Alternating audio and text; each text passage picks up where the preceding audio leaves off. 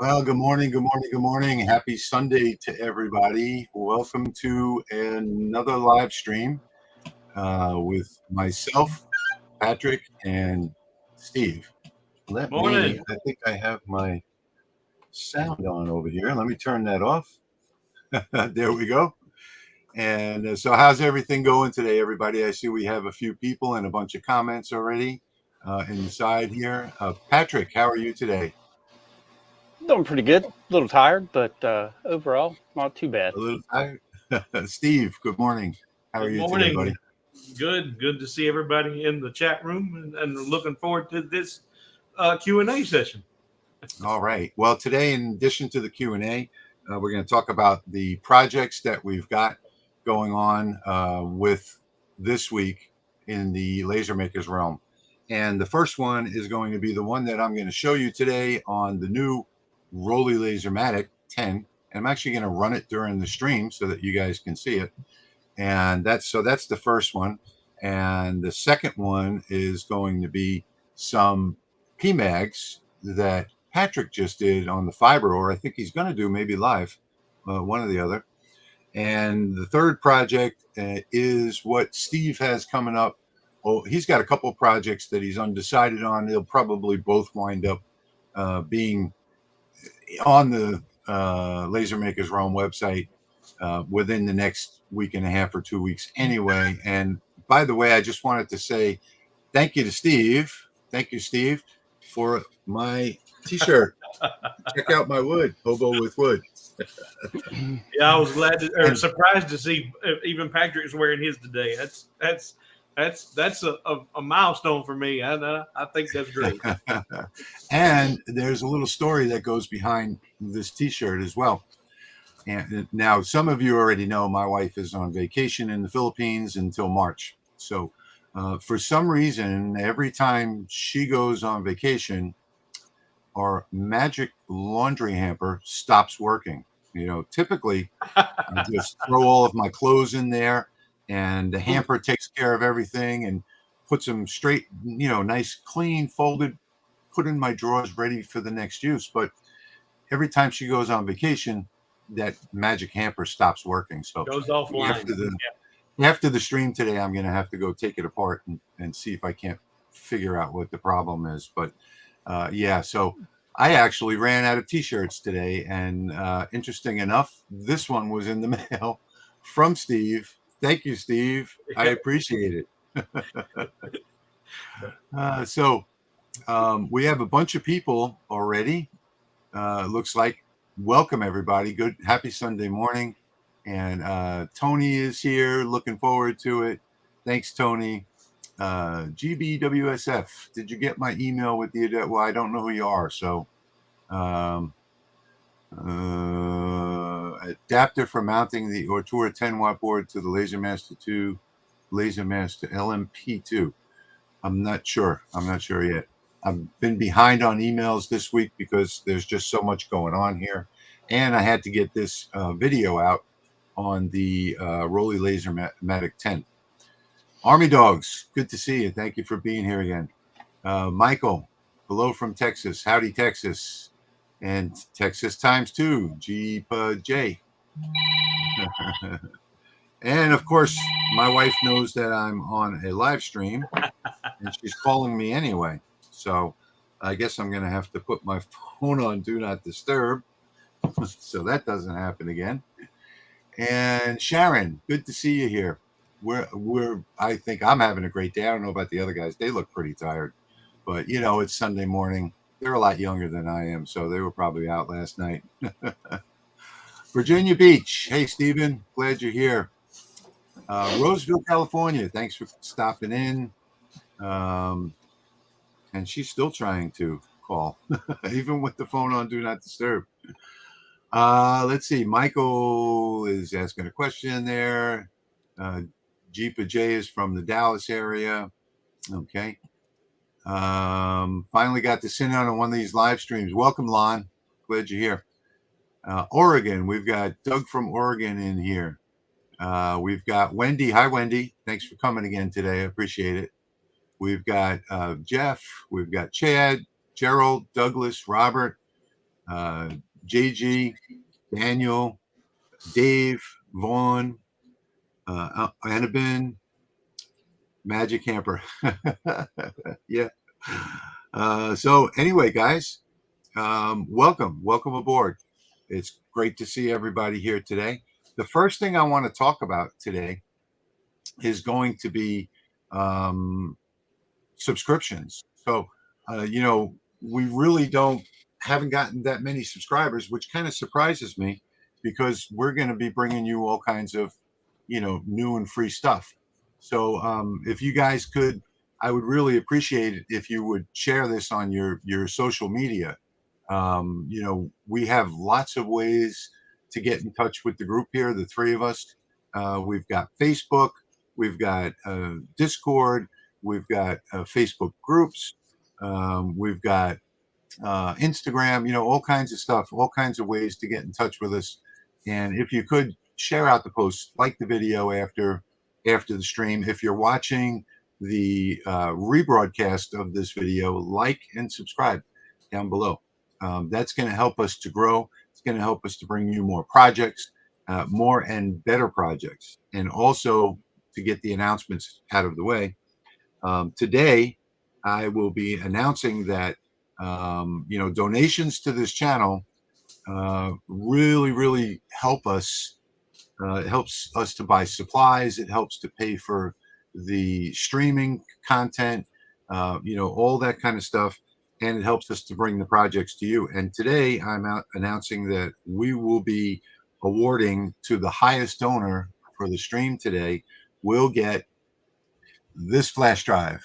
I know that doesn't sound like much, but on this flash drive, there are tons of libraries.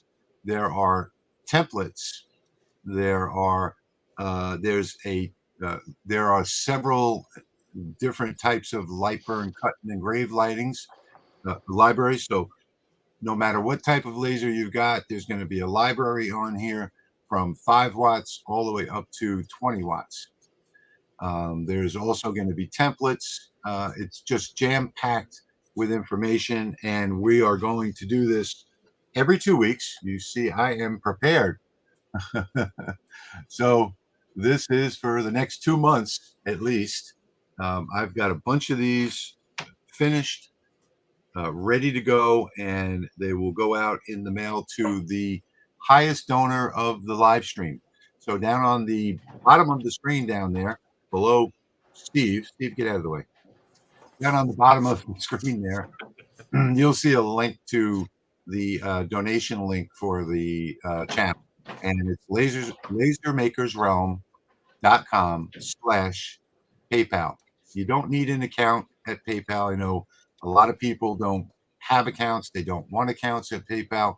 All you need to do is have a debit or credit card, and you can sign right in there. And, and Army Dogs is asking, can those flash drives be purchased? Sort of. Donate $1 and see if you're the highest bidder, if you're the highest donor. No, the flash drives can't be purchased. These are a special offering only to our live stream people. And again, the highest donation that we get today on the live stream is going to get one of these flash drives in the mail. And if you don't get it this week, you can try again next week, in 2 weeks, or 2 weeks after that. So, yeah. Hi, Randy. We're glad you made it too. Great. Thanks for being here.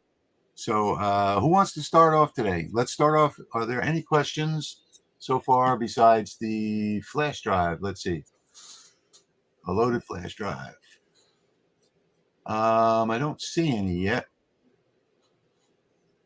All right. So who wants to start off today? Steve, do you want to start off? I've got a question that arose after watching your video on the Lasermatic. Oh yeah, sure. You had commented there about on your settings on the millimeters per second versus millimeters per minute. Now, ever since I've started this, I just started June of last year. I've always worked in millimeters per second, and I've up until recently have only been working with the diode. And everyone working with the diode's like, oh, that's CO2 settings. And I It knew is. I knew no different. And my question is, they're the same thing. Is it not? Is that pretty much not the? Is it equivalent to imperial versus metric? I mean, they're It's both the same thing. Yeah. No, and it's not equivalent to imperial versus metric, but the difference is that usually most diode files are going to be in millimeters per minute. So let's say that you purchased a file somewhere and you wanted to use that on your laser. Well, it's probably going to be in millimeters per minute.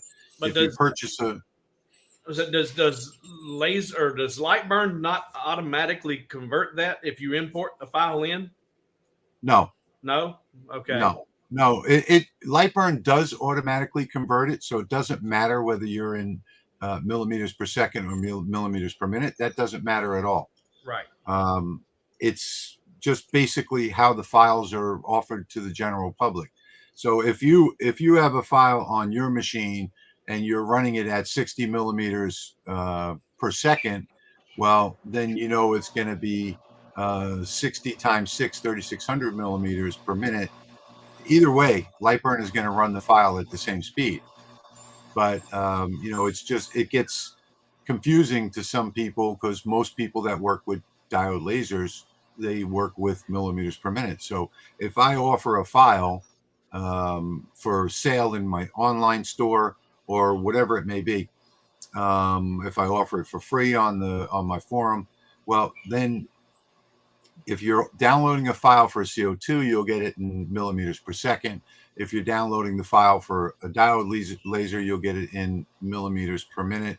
And the absolute answer to your question is it makes no difference. It's just the standard for both.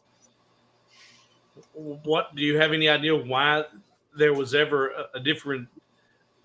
Why it was ever made different? CO2 versus diode, one's metric or one's minutes and 1 seconds. Why did that ever come to exist? I think that the reason behind that originally was when the diode lasers hit the market was that you can't go below 1 millimeter per second. So in millimeters per second, and diode lasers, some projects that you're going to run on a diode laser, you're going to do at 1, 2, 3, 4 millimeters per minute. So you won't have that option if you're in millimeters per second. Okay. So that's my assumption. Let's put it that way.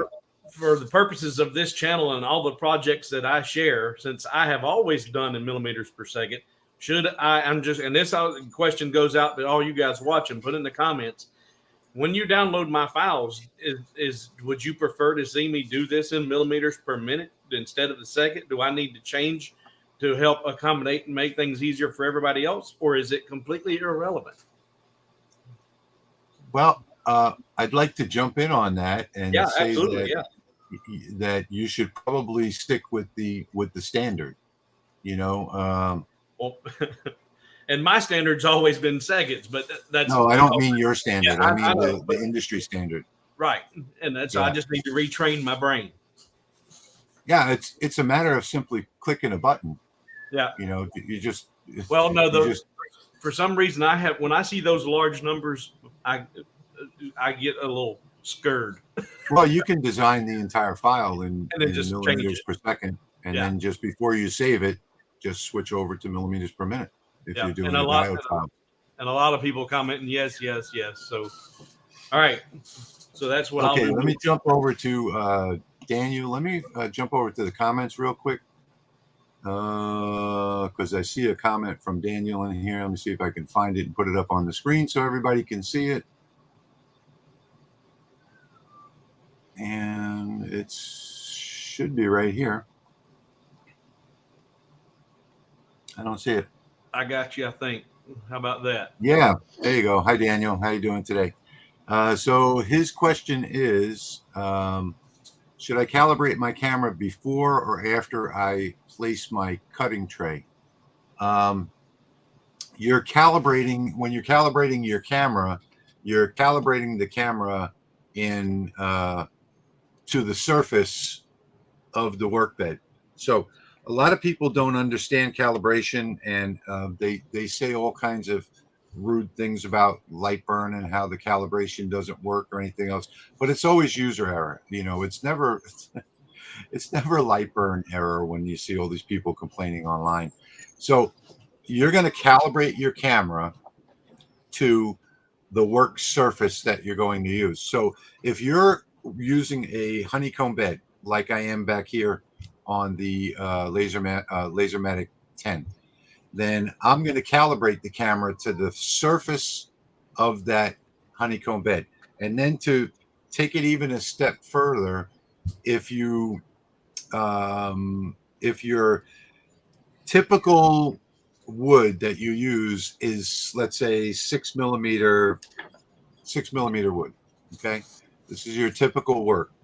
Well, then I would put something 6 millimeters thick on the workbed and calibrate the camera to the top of that, if that's going to be my normal everyday wood that I use. So you're going to calibrate the camera to the point where your material is going to be, and that's the best explanation that I can give on that. I hope that answers your question. All right, so let's see. I'm going to throw this one up real quick from Marty. Why do I have to mirror projects to print correctly? Every time I go, I have to do the mirror button before. Okay, you're using the Atom Stack A5 Pro, and that's because you have your origin set wrong. So if you go up into your device settings, you're going to see that there's a little square in there with radio buttons, 4 radio buttons for your origin, and you've got your origin on the right side instead of on the left side. So if you move that origin to the left side, which should be set anyway for proper homing, then that will go away, and you won't have to mirror your items any longer. Oh, this is a good one. How can I buy? Okay, Douglas. Well, the thing is, this machine is this new machine that I just introduced to the market for Rolly is it's so featured packed, and it's such a beautiful machine that we caught the factory off guard. Now, I did tell Leo that he would probably sell out of whatever inventory he had when I launched the video. Not quite sure if he believed me or not, but we did. We sold out of all of his inventory and all of his back stock as well. So within 8 hours, they were all gone. He only had 50 units available at Amazon at the distribution center, and he had another, I think, 25 of the base model without the enclosure, the camera, and the honeycomb bed. But they all sold out. So they're all gone. Now, I did launch a schedule, and the factory has, jumped into work over there in China, and they did send me back a schedule. And at the end of this month, they'll be releasing, I think, 50 more to Amazon, and then at the end of March, they'll be releasing another set, another shipment of 50, and I think at the end of April, they're going to start with 6 shipments of 50 lasers at a time to the Amazon distribution center. And so by mid-April or the beginning of May, they'll be probably available every day on Amazon right now, because it's a new product launch, and because it is such a beautiful precision machine. If you haven't seen the introduction of the machine, it's on my channel, the Louisiana Hobby Guy. It's the last video that I did, and it says introducing the Rolly Lasermatic 10. And you'll want to take a look at that if you haven't seen it yet. And a lot of people, I got a lot of questions about why they didn't introduce it in the 20 watt. And Rolly is not in the race to the highest power. They don't have to race to anything. They've created the nicest, most fully featured most beautiful diode laser on the market, right there behind me. Actually, I can probably get you a close up of that real quick, and there it is back there. So this is all metal. It's got linear rails. It's got linear rails on the X. It's got linear rails on the Y. It's got linear rails on the Z, going up and down. There is a lead screw that goes up and down, and there are two guide rails, all metal. And the amount of precision that you can achieve with this machine is, just beyond believable. I can dial in my cut, and you see it comes with a metal step gauge. I can dial in my cuts to within a fraction of a millimeter as far as focus is concerned. And that's really the most important thing. I really like that step gauge. I seen that and I was like, man, every laser should have that. I did not realize, being a novice, I didn't realize that was a thing when it comes to cutting versus engraving, but it makes sense that you change your focus level if you're going to cut. So I really like that it's included in the laser. And then, everything is included with it. So, it's one of those things where it's a new product and the demand is ridiculous on it. By the end of that first day, it was Amazon's #1 seller in lasers. So, that says something in itself right there. And I just made a comment in the chat and said it's the most well thought out diode ever produced. Yeah, I've never seen anything like it before. Yeah, no. And the thing is that Leo, the owner of Rotary, the engineer behind this beautiful machine, he actually contacted me way back in the beginning of the year, and he contacted other makers as well, and he got all of our input about what would be the perfect diode laser engraver, because he wanted to launch that product. And there's the end result right there. And it is absolutely awesome. It takes 5 or 10 minutes to put it together. It's all fully assembled. All you have to do is drop the gantry in, put in the 4 screws to hold it in place, put on the acrylic, set up your wiring, plug into your computer, and you're off and running. And not only that, but all of the settings are in there. All of the roller settings are in there. There's standoffs for the honeycomb bed to make it perfectly accurate. When you put something down at 200 and 200, or you tell the laser to go there, it goes to 200 and 200 on the honeycomb bed. So the roller accessory also has its own standoffs. They designed the lowest profile roller in the world so that it can fit inside. You take out the honeycomb bed, you drop in the roller onto its standoffs, and all of the different, and then to change the size of the rollers. So to go from a 1-inch dowel to, a big 32-ounce tumbler, you just unscrew it. They pop up. They're spring loaded. You slide it up to position number 6, screw them back down, go to your software on the move tab. You hit roller position number 6. Laser head moves right to the dead center of that position. And I mean, I just can't tell you all the wonderful features in this machine back here. It's going to be my #1 machine. I don't want to make this about. I was going to say, anybody who hasn't seen the video he did with the full review, you need to go watch it. But let's not turn this one into another one of those. JG's got a good question there that I would love to.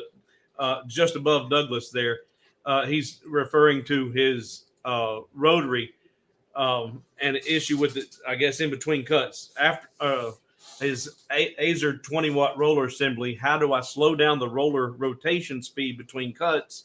And he's questioning, is that the white space setting? So they're yeah, go ahead if you want to answer that. Go ahead, Steve.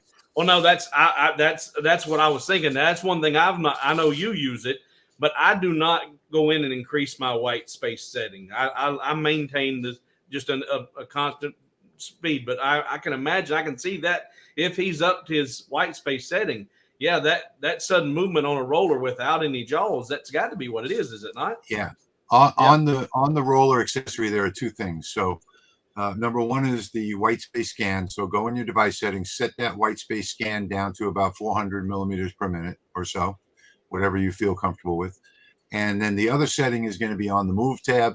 You want to go onto the Move tab, and you want to look on the right side. You'll see something called is it speed? Hang on, let me take a look. Yeah. So on the Move tab, you want to change your speed. Yeah. So you're going to change your speed, bring that speed down to say 300-400, somewhere in that area, millimeters per minute. And that way, when it does the framing, it won't spin your item off the roller. So there are two different settings. You have the one that the white space scanning for as it actually doing the burn, and then over on the Move tab, you have the speed that you want to also turn down as well. Hope that answered your question. All right, so let's see. Steve, you want to keep an eye out on the questions and post them? I'm watching. Yep. Let's see here. Hi, Merrill. Good to see you here. Happy Sunday. Army Dog says my donation went to Steve for some reason. Well, thank you, but I'll make sure that we get that shared.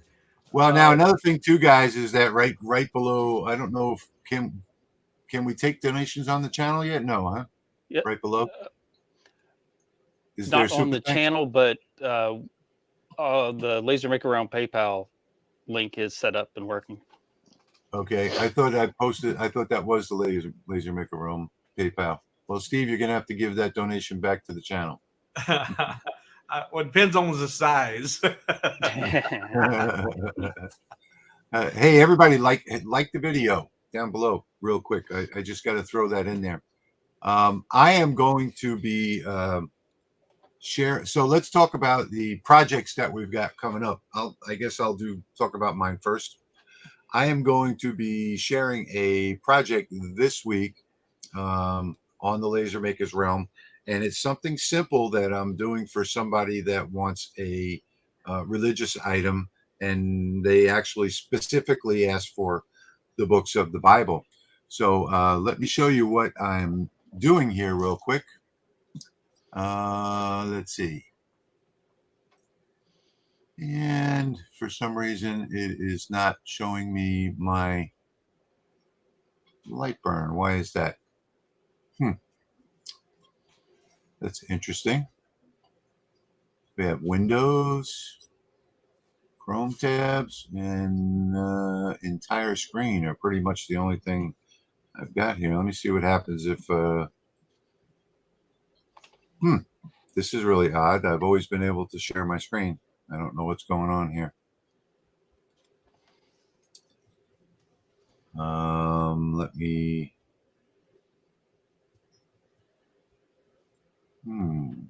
Patrick, any advice? It's just telling me entire screen. Maybe I have to make this smaller to see it? No? Oh. So if I share my entire screen, that's going to put the... Oh, this is crazy. I've done this a million times on live streams. Never had this problem before. What is it? StreamYard? I am trying to share LightBurn, and it's not letting me. That's crazy. Okay, Steve, why don't you talk about what you got coming up while I try and figure this out? Well, what I've got coming up, I'm still undecided on, but I'm working. This will be a good chance you guys can let me know what you think. The last project I put up was just a simple pair of earrings because I'm kind of, I've done some pretty elaborate projects, but I'm thinking maybe that might be beyond someone's comfort level. So that's what dictated those earrings. But this week I got to attend a birthday party for my cousin who just turned 18. And in doing so, I was asked to make a box for the gift cards and birthday cards. And so I've got a nice box here that I designed. It's got the ATM front, and it's a simple box, but then the back of it's designed to slide up so you have access to the cards and remove those after the fact. But then I also my present to him was actually just a gift card at his favorite fast food, and I just come up with a nice little box that you can put your Oh, gift I card love that. and it's That's just cool. a little bit more personal than the little envelope that the restaurant gives you. But I got that design, this box, and then a larger gift card box that the whole thing just slides out and that gift card sits in there. And I'm playing with a couple different designs of these, but it's probably my next project coming up is probably going to be one of these. And Wow. what I'm also doing for those who aren't aware, I try to put up a project every 2 weeks here on Laser Maker's Realm. But in just like this, where I have multiple ideas or different versions of the same project, there's the free one on Laser Maker's Realm. But for all my patrons on Patreon, I actually give them that whole week's work for free. So there might be Wow. 2, 3, or 4 files. So Awesome. if you want to help me out personally, and because all of this stuff cost me money to make, it's greatly appreciated. But yeah, this will be one of the most likely one of these will be the next project. They're Awesome. simple, Hey, easy, and a lot of fun. Hey, I just noticed we have a visitor with us today that stopped in the green room, and let me bring him in real quick. And this is Eric from Valley Forged. Hey, Eric, how you doing today? Oh, hey, how you doing? I was like, who is this coming in? Oh, yeah, it's me. That's good. So, in case you folks don't know, Eric is another creator, and we asked him to stop by today and talk to us for a little while about his channel. He's another maker, and he's got a channel called Valley Forged. Eric, why don't you tell us a little bit about your channel? Yeah, well, I probably like the rest of you, just love lasers. In fact, there's probably some other people here in the chat that can attest to this story of just magically all of a sudden falling in love with lasers, even though you wasn't even on your radar. I was in a whole Yep. other industry. I was fixing bikes, and I loved it. Well, Eric is hands-on new. feel. Eric is new to YouTube. So tell us how this all started. Give us the whole story. Yeah, I was in well, my partner wife was in medical school, and then she has to go, of course, to residency, and then she becomes a doctor. So I'm following her around, of course. So we have to go to Sacramento supposedly for a residency, and so I get started there. I'm building bikes, doing my thing, and I start at this makerspace. And many of you have probably started at a makerspace, right? They have these amazing lasers. If you haven't done that, check your local area. If you're like, hey, I'm on this diode, but I'd really like to check out a 130, 150 watt laser. Well, there's probably one hanging out at your local makerspace, and then you can actually cut out wood, do all these sorts of things. So I take this laser class, and just the lights went on. I'm like, oh my God, I could do anything with this. It's so amazing. And my life just becomes lasers at that point. I drop everything else I'm doing. I'm making things every day, creating new stuff. The thing about lasers, you wake up in the morning with an idea, and then by the end of that day, that thing is done. Yeah. And you're like, wow, okay, tomorrow I can make something else. And or if you've forgotten to buy someone a gift, oh wait, let me go run in the shop real quick. Right. All you got to do is go to Rich's library there and pick up something. Yeah. So okay, well, we're glad that you're here with us today, Eric. Welcome aboard. I'm glad that you came in to visit. Eric will probably come visit us in the future as well. I wanted to get back to the questions real quick, and because I don't want to skip any questions today. So let me see. So Chicago Bob is asking, does LightBurn's camera have an option to record? No, it doesn't. Unfortunately, no. You would have to do that through a Raspberry Pi, or something like that. And you could hook up the LightBurn camera to the Raspberry Pi and do it that way. Let's see. So, okay. So here's a link, and Would like to know what you guys think about the X-Tool F1 and the Laser Pecker 4. And I'm thinking that those are the 1064s that are not a diode, if I'm not mistaken. Yeah, I'm pretty sure that's what they are. I have no use for them. So they have no frequency control. So I have no use for them. I mean, they can do one thing and one thing only. Probably be a good little jeweler's thing or something like that.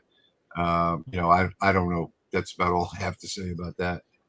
The Montport CO2K40 finally arrived. Yay! Is there a LightBurn camera that you can use with it? Yes, there is. Now a lot of people have these questions about the LightBurn cameras, and there's really no need to ask the question, because if you just click on help in LightBurn, you'll see right there, you'll be able to pick out the camera that you want.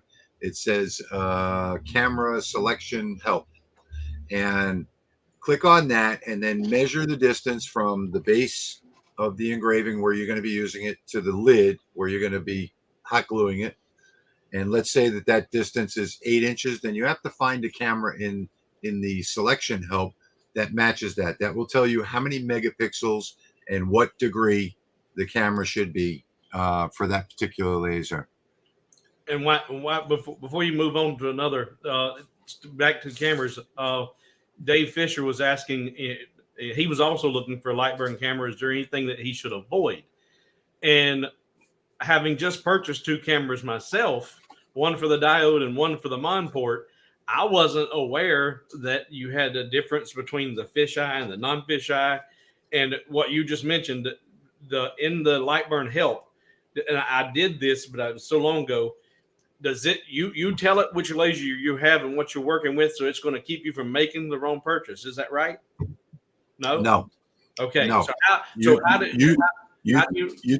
you tell it exactly what I said? The distance from the work bed to where you're going to mount it. But so, is that going to keep you from buying a fisheye when you don't need a fisheye? No. You also put in there the dimensions of your work bed. Okay. So if you have a 40-inch by 30-inch bed, you're gonna put that in there, 40 by 30, and then you're gonna tell it what the distance is to where you're going to mount it from the work bed. So let's say if you're putting it dead center up top, then you measure the distance from the work bed to the acrylic. And then if not, let's say you're putting it up in the front, because you want to angle from this viewpoint, you'd measure the distance from there to now. Oh, that stupid zoom went on there. We don't want that. Let me turn that back off. This camera is a pain in the butt with the stupid zoom. There we go. Okay, so get back to the right thing here. So you're just going to tell it what the distance is, and there. Yeah. Okay. So Patrick's got it up on the screen now. Hang on a second. It's a little blurry. Patrick's got a little low connection here today. But hang on a second, and let me. I can bring it up on my screen. I think I have a good connection. Let's see. I don't want to spend too much time on this, but no, actually, you can see it there on Patrick's. So what he's pointing to up here, up at the top, is where you put the measurements of your laser engraver right there. So you put the width and the height. There you go. So there's 1,000 by 600. Now you'll see all of the cameras below it changed. Okay. So if your distance, let's say that your distance is going to be, well, actually, you don't even have to put the distance that you're going to put it at. This gives you the entire bed coverage here. I'm sorry, I said it wrong. So you can get a 5 megapixel 120-degree camera, for instance, and there is the height on the right. So you would look for the height where you're going to mount it. Okay. And so the height is going to be on the right. If you got the 5 megapixel 120, it would have to be mounted at 25, let's say 26 inches. That's the minimum height. So you can mount it higher, but you can't mount it lower. So you have to make sure that you have one that's going to Now, Patrick, go ahead and put in there 200 by 300 millimeters, and we'll see what cameras are available for the Monport 40 watt. And there you'll see that probably the only camera that you'd be able to use is an 8 megapixel 120 degree camera that's 7.5 inches from the work area, and that would have to be up at the top by the acrylic. That would work fine. So there is your camera selection right there. So 8 megapixel 120 degree fisheye is the camera that you would want to buy. Okay. And I think that's covered that pretty good. And that answered some questions for me. Wendy has mentioned that you might want to explain today's giveaway option for those who've chimed in later. And a few others have mentioned that they're confused about the donation. Yeah, I did set up the PayPal account for the Laser Makers Realm. So a lot of people saying, hey, it looks like it's going to me. Well, anything that's going to that PayPal, it may be in my name, but it's all divided up against all of us. Yeah, the channel has not been monetized yet, so you can't click the little button at the bottom that says thanks. It's all going to go to Steve today, or it's going to look like it's going to Steve, but actually that money is going to get split up between Steve and Patrick for supplies and everything else. And that link is right here. So PayPal.me. Patrick put up the actual one, the actual PayPal for this stream. So it's PayPal.me / whatever it says. LMR donations. LMR donations. There you go. So I'm going to leave that scrolling at the bottom of the screen. Patrick's going to monitor that today. And at the end of the stream today, we're going to announce who the winner is. And I think somebody wanted an explanation of what the prize is today. Again, so I'm going to put this up. It's going to be, let me just switch the layout here real quick. Oops, that's the wrong one. That's the one that I wanted right there. Hello, Eric. It's going to be this flash drive right here. And we're going to have a flash drive every 2 weeks on the channel. I've got them all made up for the next couple months. So we have a whole bunch of flash drives. If you don't get one this week, maybe you can try again in 2 weeks. Every 2 weeks, we'll be putting up another one. This flash drive contains months of files on here. So you've got almost all of my art libraries on here on this drive. You've got a whole bunch of cut libraries, no matter what laser you've got, 5 watt, 10 watt, 20 watt, makes no difference. All of those LightBurn libraries, those cut and engrave libraries are going to be on here. You've got LightBurn templates, some of which I sell in my online store for $9 a piece. If I had to value the value of this flash drive, I would probably charge $1,000 for it. I mean, it literally has 9 or 10 months worth of work put into it, as well as hundreds of graphics that I personally designed, as well as LightBurn libraries that I've created, as well as the most comprehensive LightBurn library for a 10 watt laser diode ever created. And that's the one created for this Lasermatic 2 back here, with everything, all of the cut settings tested, not like the other libraries where they're just manufacturer suggestions. I actually took and did cut and engrave settings on many different types of wood. I can't even start to tell you. I did them on ash. I did them on American holly. I did them on just tons of stuff, maple, everything you can possibly imagine. And not only did I just do the cuts, but I did the engravings as well as and this is what lots of people want, photograph settings. So there is a photo that was just dropped into LightBurn. No adjustments whatsoever, none whatsoever. This photo was just dropped in and burned. So this particular library has everything you can imagine in there.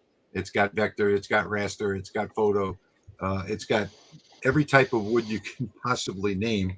I've got all types of woods here that I've been doing different tests on. Everything from, this is American holly right here. You can see where I did cut tests, 2 different sizes. This one's 7.5 millimeter. This one's 5 millimeter. You can see the holes here. So not only that, you know, but I did it on different pieces of holly, you know, so not only do you know, as well as photographs. So, I mean, look at that, folks. That's a little 4-inch photograph. That's probably a really, for this type of wood, it's an exceptional result. And you can get the library. All of this is included on this flash drive. You will absolutely love it. And I think I probably spent way too much time talking about that already. But, you know, you can always watch the replay and see the details. So I'll stop talking about that. Oh, and by the way, I was going to stop, but let me show you just one more thing here. And come back. And this, or just a couple more of the settings that are on here, where I did a bunch of testing. And let me tell you that it does cost a lot of money to get these down. So the value of this is just immeasurable as far as I'm concerned. So here is leather. So this is a, that's leather. And, whoop, wrong way. That is stainless steel.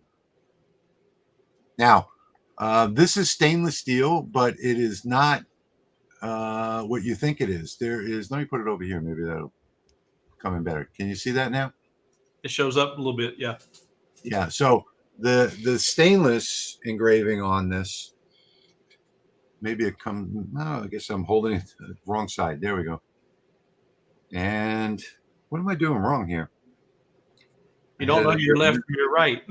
Maybe I use this hand instead. Yeah, Right, there we go. There we go. So the stainless on this particular machine back here, not to get back off on a tangent on the Lasermatic 2, but the stainless, you don't put any accelerant on it. So you don't have to spray it with Enduramark or Surmark or anything else, and or even mustard like some people do, or any of those toxic things. All you do is change the frequency. This machine is complete open source software. I saw there was a question earlier about doing the stainless, and you have access to all of the settings on this machine. So all you have to do is change your $1.28, which is the frequency of a diode laser, to whatever it is that you need. The frequency range on all diode lasers, not that you have access to it on all diode lasers, but the frequency range is from 1,000 to 10,000. So I changed the frequency on this to 1,000, and it engraves stainless. It actually engraves and anneals at the same time, stainless perfectly. And what that means is that you not only get the engraving, where it's a deep engrave into the stainless, but you also get the annealing, which is the black color. And I think Patrick is getting ready to run something here. I'm just trying to demonstrate. I think it was shoot, I lost his name. Randy had asked the question, "Why would I want a LightBurn camera?" And I was just wanted to show how you can easily line up graphics with your LightBurn camera. Well, and that might and even trace your objects with the LightBurn camera too. Well, that's a great thing to mention, is the tracing, because now Patrick can trace this knife and know exactly where to place the graphic on the knife, as you can see there. Oops. So you could do a trace just like you normally would in LightBurn and basically get a rough outline of your knife. Oops. I deleted it. You forgot to say okay, I think. Yep. So here you can see live how the trace works. And all of the noise that's in the picture doesn't matter because he's got the outside frame of it there. So you see, now if you ungroup that, Patrick, and delete the background, the black Yep. will go away. I know you already know that. Yep.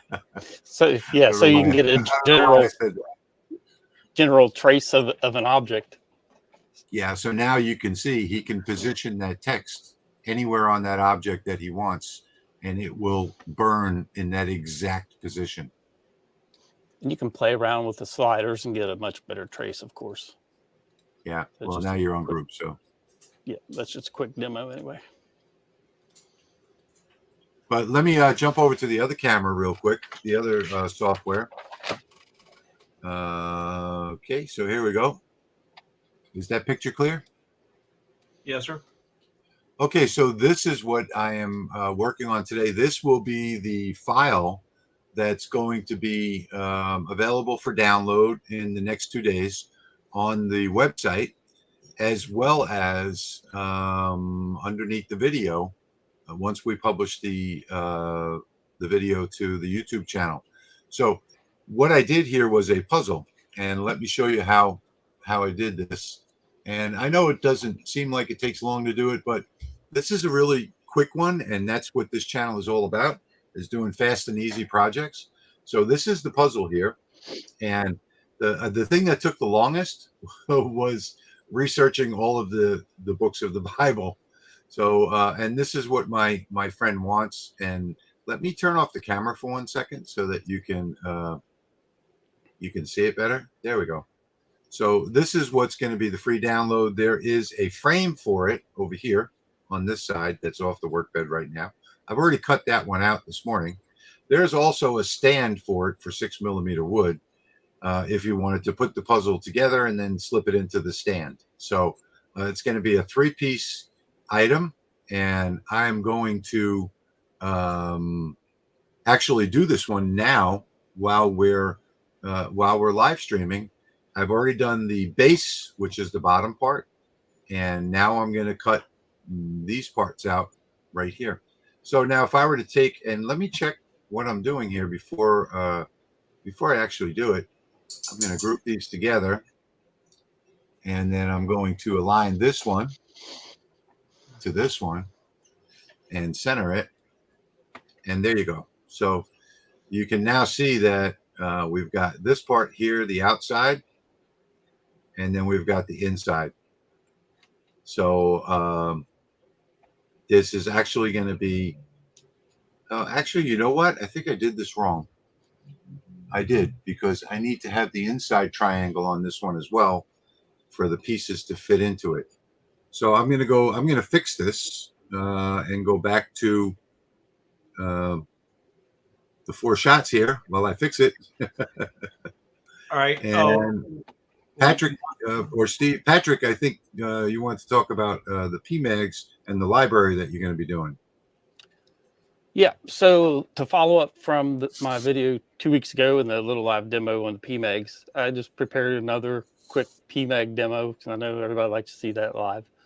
But then the reason I'm doing that is to announce that soon you're going to be able to get a full LightBurn fiber laser library for free through the Laser Maker Realm media channels, whether it's the Laser Maker Realm Patreon or our website, could be Facebook or Discord, but we will have that available for everyone. So should be the world's first and only free LightBurn fiber laser library. So it'll be a great starting point for a lot of people with various different lasers. Awesome. That's awesome. And I do have a friend who's working on a website that will provide an accurate, a very accurate laser setting conversion software. So that will probably be free as part of his channel, but that'll be coming down the road too. So that'll be something to keep an eye out for. Awesome. But while you're doing that, I can always run this PMAG job and get that over with, and people have some entertainment. Okay. Some laser entertainment. Yeah, and that's what we're doing today, entertaining. All right, so while he gets set up, I'm going to go back to, going to go back to my screen over here because I fixed that in the meanwhile. So now what we've got is the base layer, which I've got to cut it again. Let me get off of that one. So now we've got our base layer, and these puzzle pieces are going to fit into the middle of it. So there we go. You know, when we do this stuff live, just like on my channel, there's going to be mistakes. So I have to correct the mistakes. I wasted a piece today on this one over here.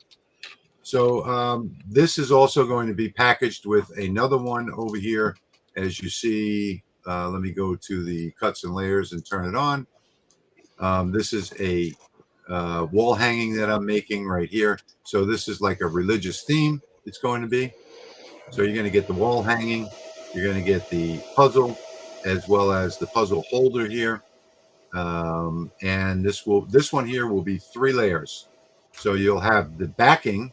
Oh yeah, so that's the one that I just cut is the backing. And then you'll have this piece that goes on top of the backing, and then the puzzle itself. And I'm doing this all on 6mm wood, which means that I need to go and resize this slot over here for the additional 1/3. But you know, that was a quick and easy fix. And maybe I will actually put a saying on the bottom over here as well. But in the meanwhile, I'm going to cut this out. So I will come over to my camera control. And here you can see that I have already cut out that other triangle because you can see it right here where it scorched the honeycomb bed. Let me see if I can make this a little bit bigger so that you guys can watch this while we and come back over to here. And let's see, how would I get that? That's another question now. I need to get, instead of my picture, I wanted to put that.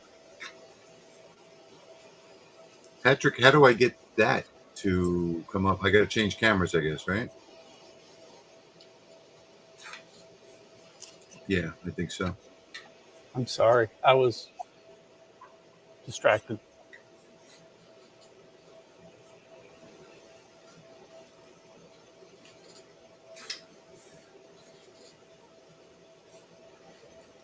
That looks like Rich popped off.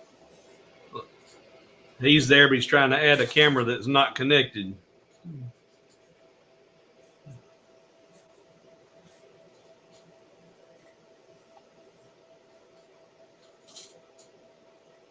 Why he's trying to get that figured out.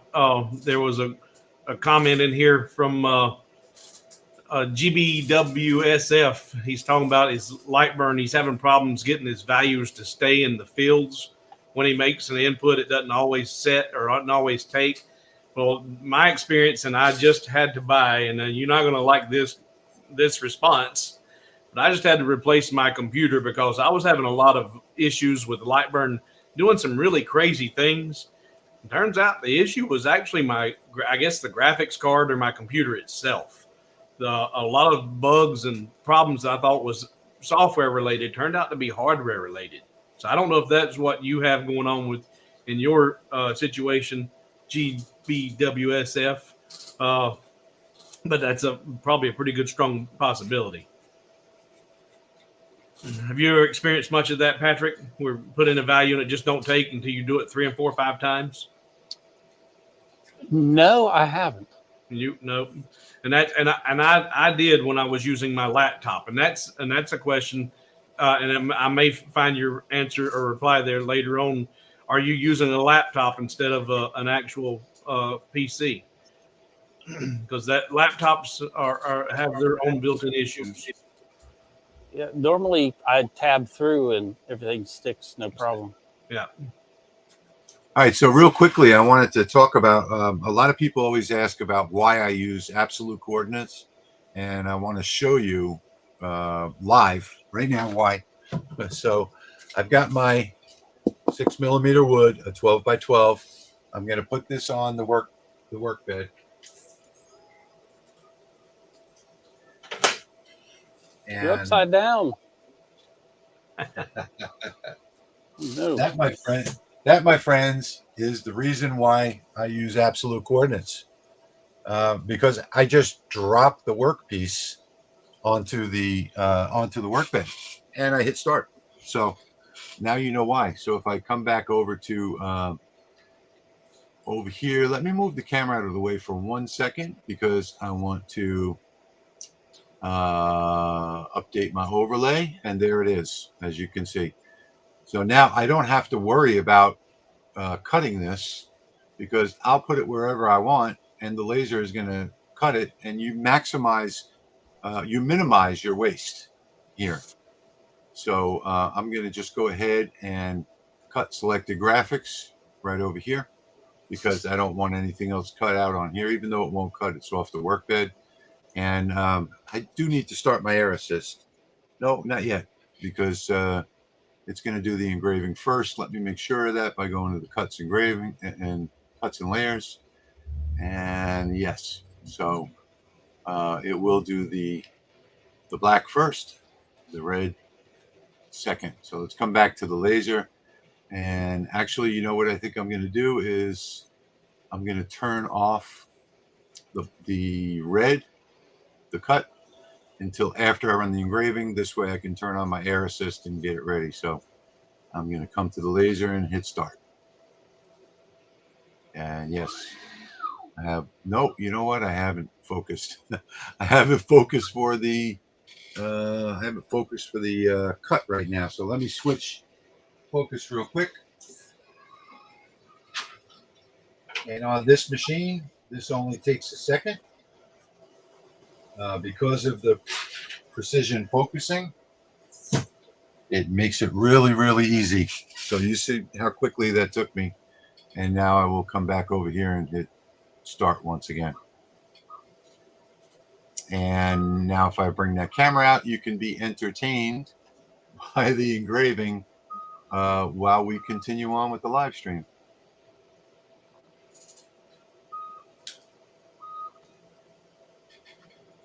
All right, Randy Bittinger asked, is there a video available showing how to create box joints in LightBurn?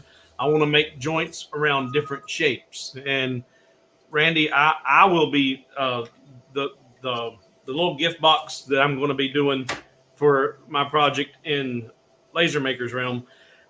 On my channel, which is Hobo with Wood, I'm actually going to be showing how I design and how I create that project, including setting up those finger joints. And someone else had mentioned about the kerf. They like doing it, but they're having problems figuring out the kerf. I've got a really quick test without having to go in and actually measure your kerf. It's just a quick cutout that allows you to determine what your laser correction is so that you can make those perfect tight-fitting fingers, almost glueless boxes. So if you haven't subscribed to my channel, you might want to do that. That'll be my upcoming video next week. But Rich, do you have any in your playlist that show any finger joints or that were you set up, or do you just use the box generators? I just use the box generators. Now this is I don't know what happened here. I think it might be because I'm on all these extensions that I lost the communication, it looks like, with the laser. Huh. That's not good. I will stop this and restart it, I guess. I'm not sure what happened there. I think you see the way the picture is flashing like that. I've got everything on USB extension cord, so it does drop packets. Let's see, I can go ahead and start my little demo if you want. Yeah, okay. I've got to figure out how to switch you over there. Actually, what I'll do is I'll do that, and that should switch it. Oh, no, I think we have to stay in this version for us to see yours, right? Before like that? Oh, there we go. There we good. All right, so what I'm going to show you is couple of special, a special edition PMAG. I'm going to show you both sides of it. But what is going on one side is this picture of the West Virginia Capitol that I snapped last year. So I took this picture last February, and it is the basis for the money shot of the PMAG. And wanted to make sure the PMAG had some gold accents where the Capitol Dome is painted gold. So we ended up with this artwork here. And you can see I have this layer that will eventually be gold. And then I have several other different layers and colors. And I'll transition you over to the laser bed and run this real quick.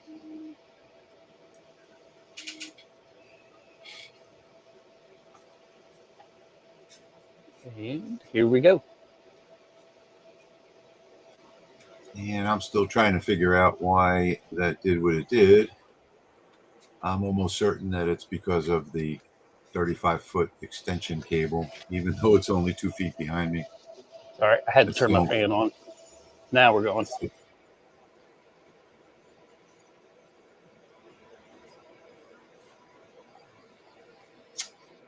See, plywood. What machine are we working on here, Patrick? This is made by Noah Laser. It is a 50-watt Raycus source with a 175 millimeter lens.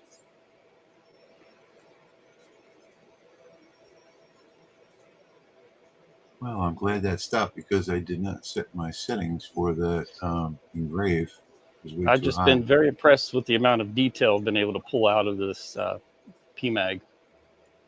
It's pretty awesome. Yeah, me too. Really nice.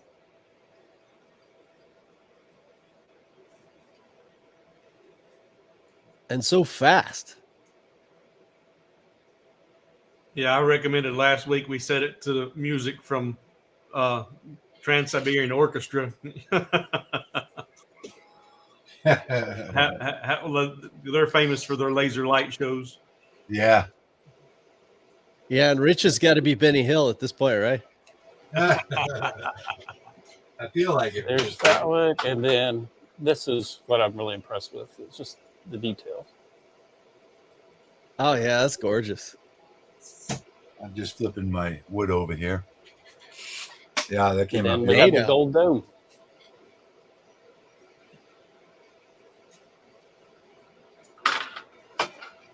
So that's today's PMAG demo. Awesome. I am about to get started on this one here. And that name's tough for me. GBWSF, he mentions that he's not having any other problems with any other software. And I wasn't either. And another suggestion that was made to me was uninstalling LightBurn and reinstalling it, and just see if it resolved any issues that was hanging up. So you might give that a shot. Yeah, and that usually never works. It doesn't? Not in my experience, anyway. I've never had a problem that wasn't solved in some other way. Usually a restart of your computer solves any issues that you're having. Close LightBurn, restart your computer. That'll solve more than 90% of the problems that you're going to have will be solved. You were off camera.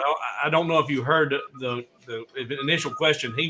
He was having problems with it. He had put in a value and it wouldn't take it. He had to input that value 3 or 4 times before it would accept it.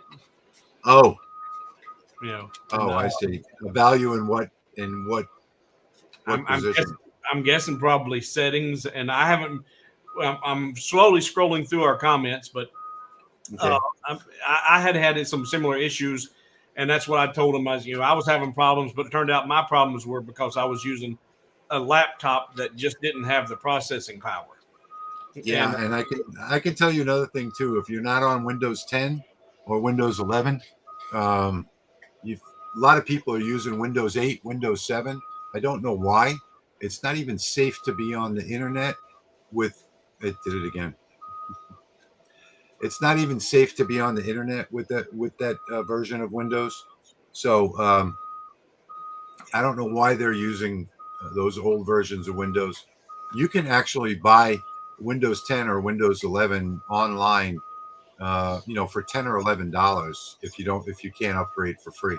So just upgrade your computer. I mean, you can go online at eBay and pick up a nice 7000 series Dell, which are like the ones that they use for most like government agencies, hospitals, things like that.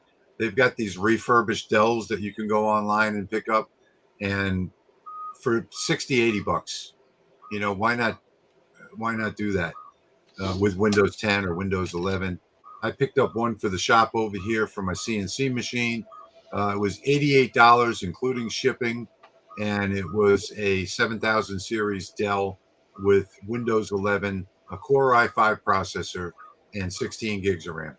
I mean, that's the perfect machine to run LightBurn on. What else we got going on in the comments, Steve? I finally got caught up there, and I think Wendy's got everybody straightened out on the donations. There were a lot of confusion about that, and it is scrolling across the bottom of the screen there now. Yeah.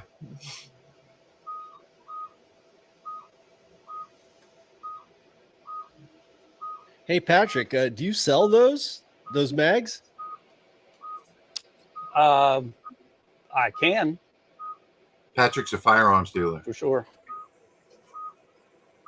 Yeah, I was just wondering if that, because my channel, I mainly deal with trying to teach people how to make money from their stuff. And I was just wondering if mags might be something that's, a good market, because I don't think there's many people doing it.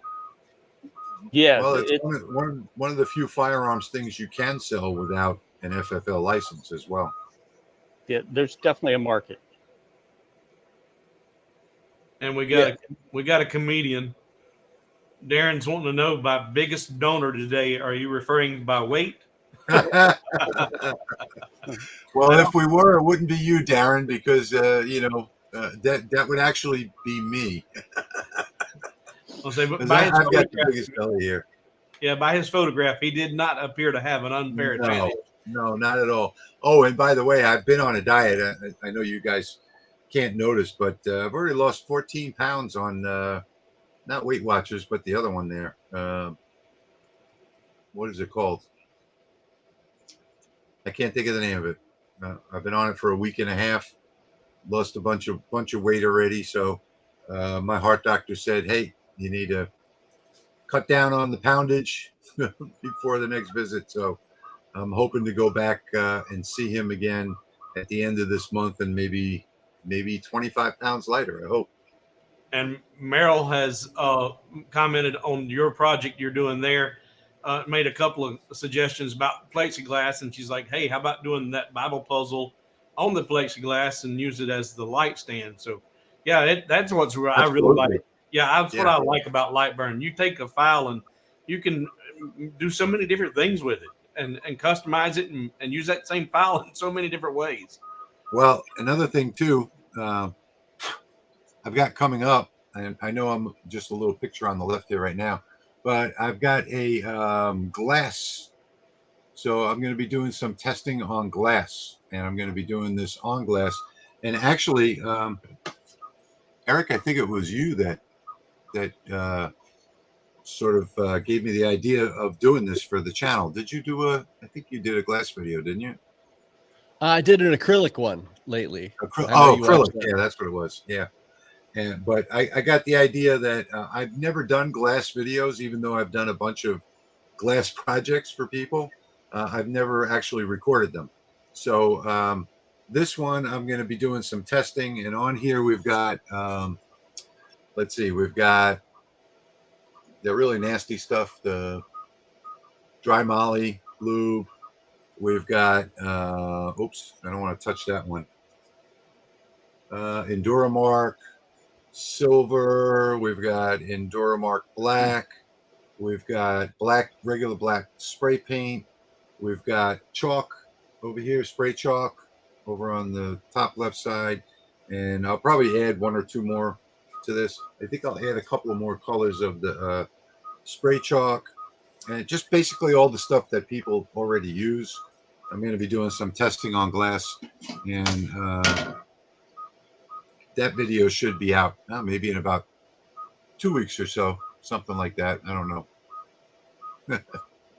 And something else that has been mentioned once or twice in the comments, and we've touched on the subject once or twice in this live stream, but you haven't gone into any detail, and I'm curious.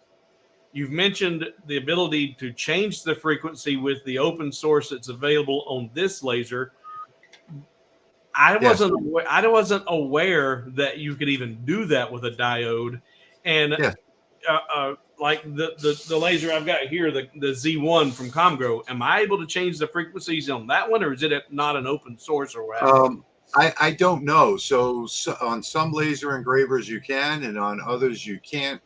There's a myriad of settings in Gerbil for lasers, so it's up to what the manufacturer chooses to give you access to. They can hide those settings in their firmware so that you don't play with them, and damage the lasers. I guess they don't want warranty claims or whatever. But that's one of the biggest problems with Xtool is that there are some settings in Xtool that you can't even use features in LightBurn, like for instance the adjustment of the size. If you draw a square and the size is off on the X or the Y, you can't adjust the software to compensate for that, where you can on most other lasers. But this one's completely open source, all of the Gerbil settings. In this particular settings, if you just take a look in your machine settings and see if you can see $1.28. If you can, then you can change it. So $1.28 is the frequency for a diode. And I have this one set at 1,000 for stainless. And you can use any frequency. The standard frequency for diode laser is 10,000 millimeters per minute. So you can use any frequency between that 1 and 10,000 range. So if you type in $1.28 and you get an error that's not recognized, then you're probably not able to adjust your frequency. Yeah, if you get the not recognized error, you won't be able to adjust it. But I would suggest that you go look if you click Edit Machine Settings and check and see if $1.28 is listed in there, because you might type $1.28 equals 1,000, press enter, and get nothing, no change whatsoever. So see if it's listed in the machine settings. I think this engraving looks like it came out a little bit too light on the plywood. So I'm going to come back to my plywood over here, engrave. I'm just going to change it in the cuts and layers real quick and run this again. I think I will change this to, being that it's a second pass, I think I'll go 4,500. And you know what? I'm going to go 8,000 to make it a little faster. And I'll just bump up the power to 90. That should do it right there. And the overscanning on this machine is 5%. I don't know why that didn't come out right. So another thing too that I wanted to just quickly touch on for some of you out there that don't know this, your lines branch. So this laser has a focal spot of 0.08 by 0.08, but which equates to 317.5 lines per inch.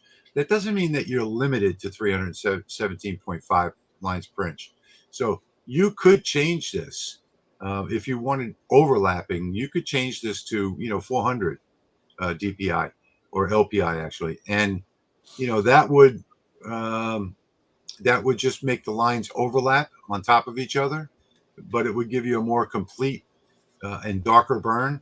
And then you could also defocus the laser, raise the laser head up maybe say a millimeter or two, and that will also help to spread out the beam a little bit, and you'll get a much different engraving. If we have time today, I'll actually give you a demonstration of that. But I'm just going to run this job one more time because I'm not happy with the darkness of those letters there. So let me just start that job again while we're talking.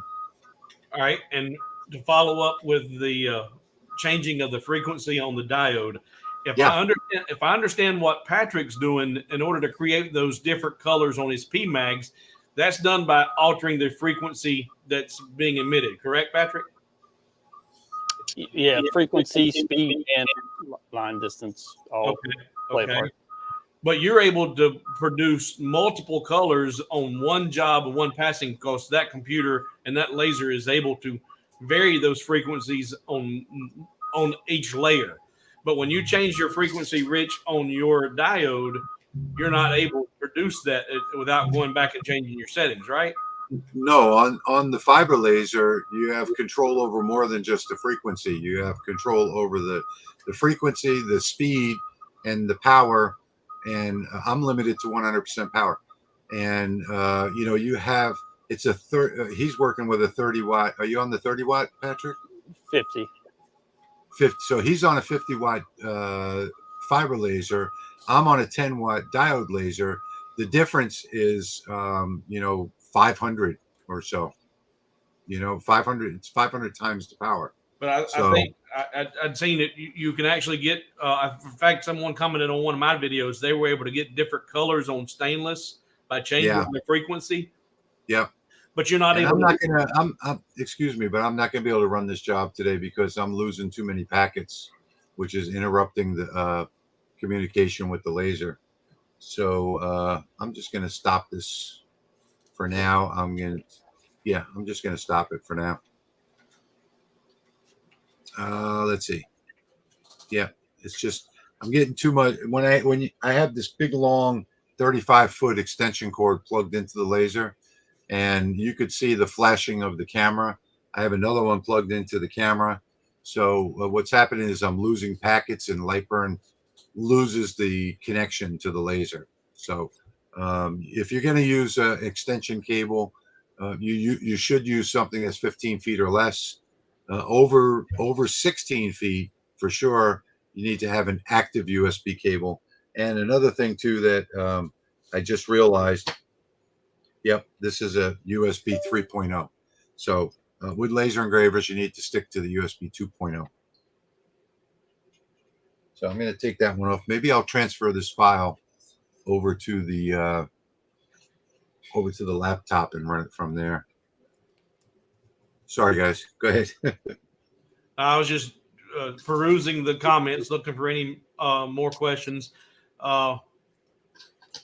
Patrick, you were talking earlier about a converter, and I seen a comment in here of some, but I can't find it now. I'm keep looking here. I think it was someone had mentioned a converter that was out there, and we want to know if you were familiar with it. Yeah, I did answer that one. I am familiar with it. I do not use it. Okay. What was the question? Just a different. Patrick had mentioned about a converter that was probably coming soon, and they just said, "Hey, there's this one out there. Are you familiar with it?" And a converter for what? Fiber laser settings. Oh, yeah. So convert wattages and lens size. That converter doesn't work. So I've used that converter. If it's the one that I'm thinking of, I think it's the only one that's out there, and it doesn't work. Yep. You know, it's touted to work, but I've tried it myself, and it has not. It has not worked for me. I can tell you that much. My buddy Gio over at Maker Theory has a converter that actually does work that he is working on bringing to the public soon. So I'm guessing that's probably a different one than you, Patrick. You know which one I'm talking about, right? Yeah. The Gio's is not based on it at all. It was built from the ground up. Well, I'll be happy to see that one. Yep. When he gets it live, maybe we can have him on as a guest. And you know, this is another no too, is putting the laser on a hub. But I have no choice. This is a new Dell laptop, and they only come with 2 USB ports, and I need one for the mouse. And actually, no, you know what? I don't have to put this one on a hub. This one I plug directly in. Sorry. Yep, I did save 1 USB port for the laser. Rich, your next purchase is probably going to need to be a really big afro. What? You're going to need to buy a wig, a really big afro wig. Why is that? Human at Large says, Rich, you are the Bob Ross of lasers. Well, I thank you for that. That's a really big compliment. I think that's probably an undeserved compliment as well. Hey, if there's no questions on the board, Rich, you mentioned not using USB 3.0. I had no idea, and maybe some other people out there didn't know either. Why is that? Well, it's not USB 3.0 is backward compatible with USB 2.0, but there's something about laser engravers that I don't know what the exact reason is, but I can tell you that manufacturers will tell you that USB 2.0 only for a cable from the laser to the computer. So I'm not quite sure what that reason is, but it's pretty much known in the industry that first off, you shouldn't use USB at all. We're forced to use it on the diode lasers. Actually, I'm not forced to use it on this one because I can use either the flash drive.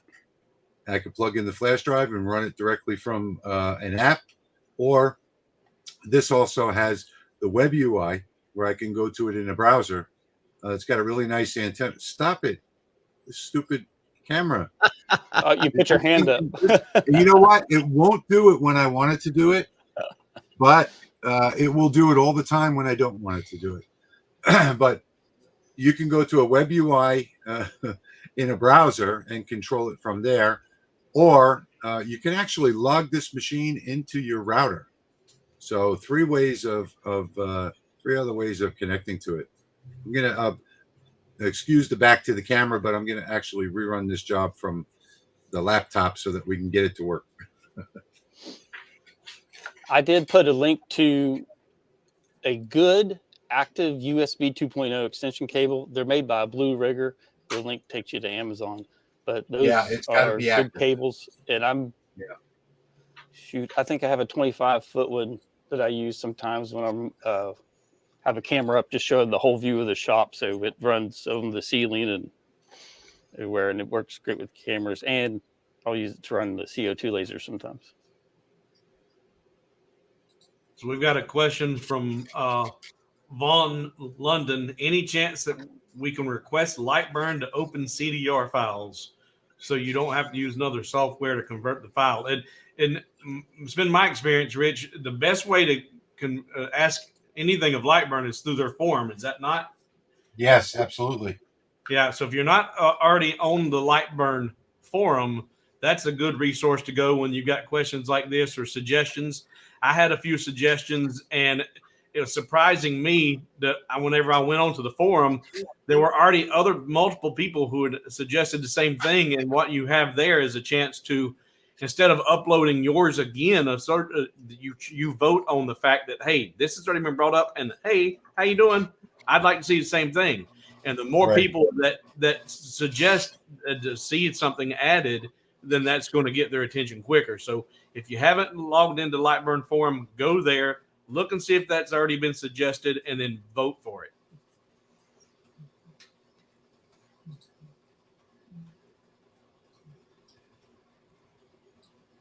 So we are about to test the LightBurn camera.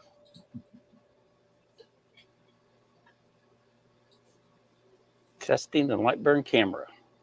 Well, I have already started this job once, and now I'm going to run it again on the laptop, and we're going to find out. If it matches. So.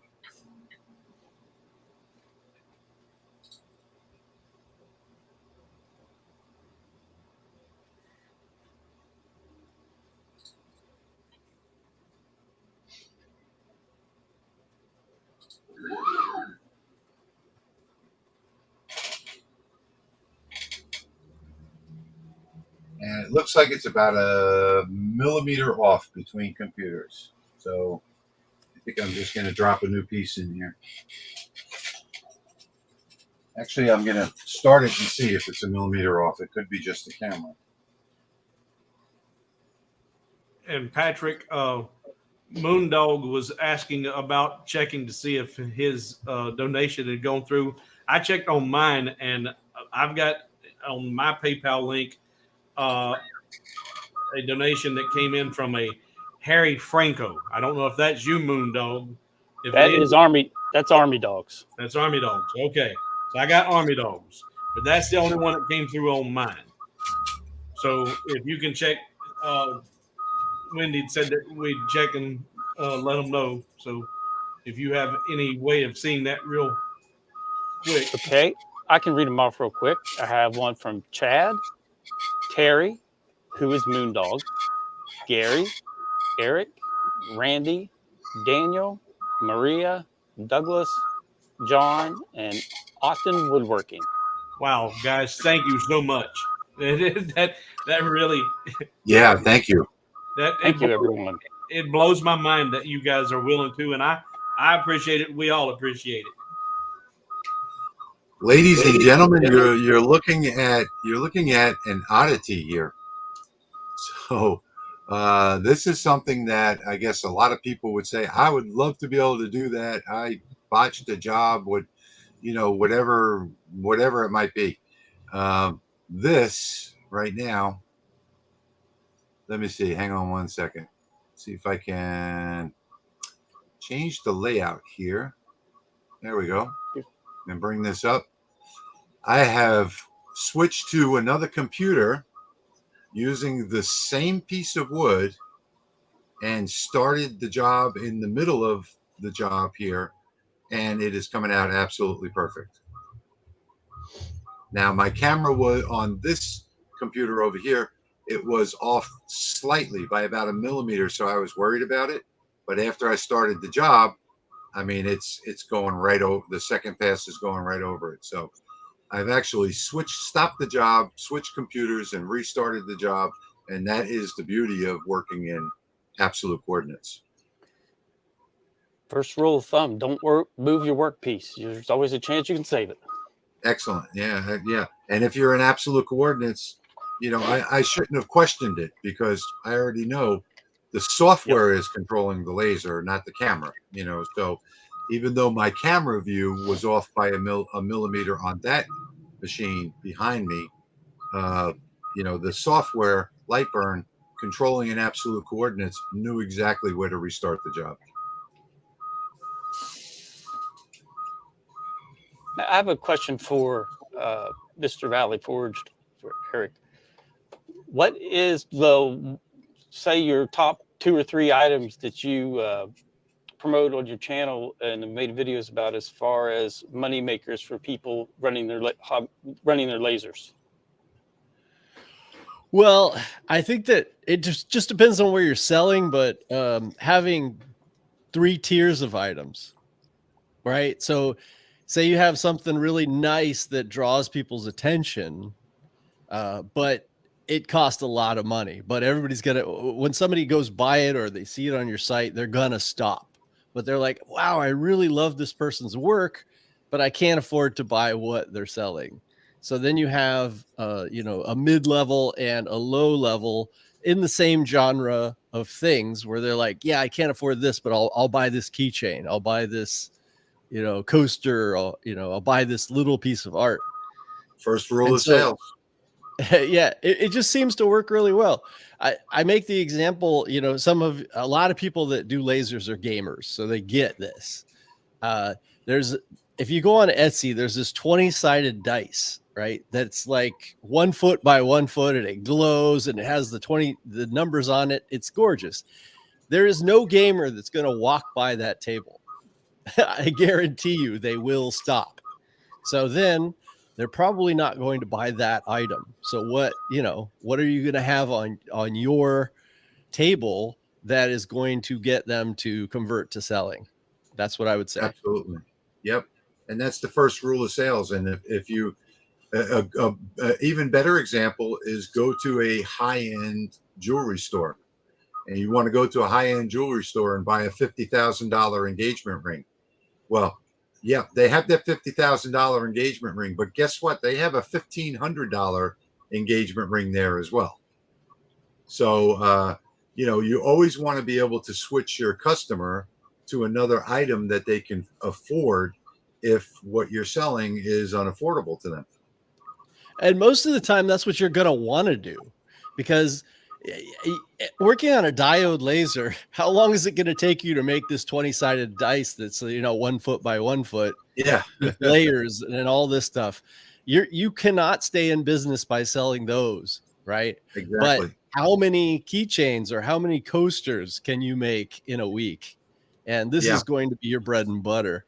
And so sell to what you can actually produce when it comes to diodes. And I don't know if you guys have been to the craft shows lately, but when you look at the woodworkers and the products that they've got, take a look at the guy that's selling keychains.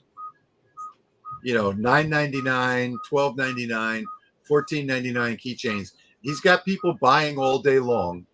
Well, the other guy that's got a big fancy ship on display and all of these different big expensive items, it might be lucky to make one sale in the day. And Steve, that business card, that gift card thing, you never even showed me that. I love that. Yeah, the one I put up here today. Yeah, I just designed that again. I just designed that yesterday. You know, like this. Yeah. I designed this yesterday before going to the birthday party. That was actually on the spot. Yeah. Wow. Yeah, and guys, I did not use a box generator for this. So, and this will be my next how-to video on Hobo with wood, creating this from scratch, positioning the fingers, the joints, getting and this will be the file I've decided after the comments. This will be the file that I put up on this channel, Laser Makers Realm. I'll give this file away free probably later in the week. But the designing will be done on my channel this week as well. And I don't think people realize. Awesome. I don't think people realize just how easy it is to create slots and tabs. Yeah, I did this complete design from scratch and had to do 3 different versions because I had to keep refiguring the lid out because I kept forgetting things.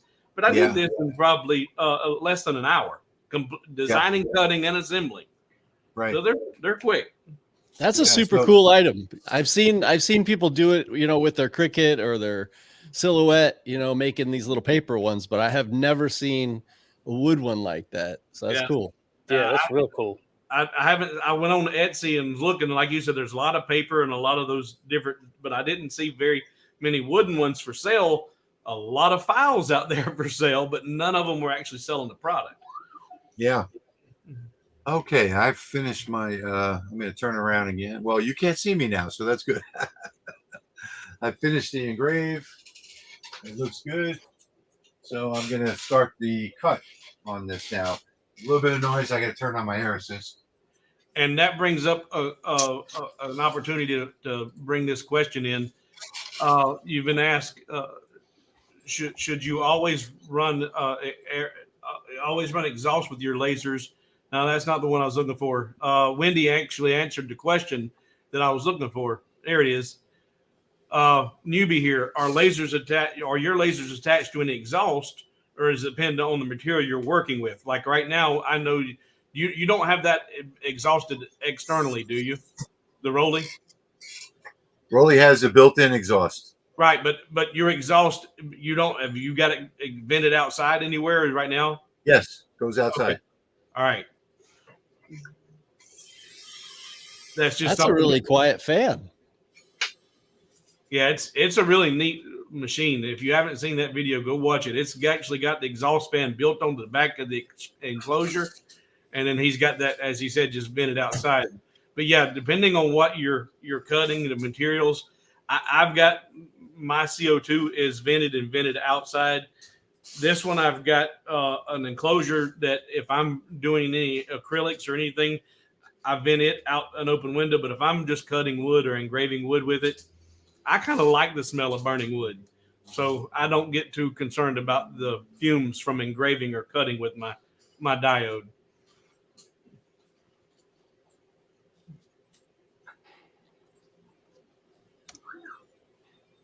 All right, I've got that cut started.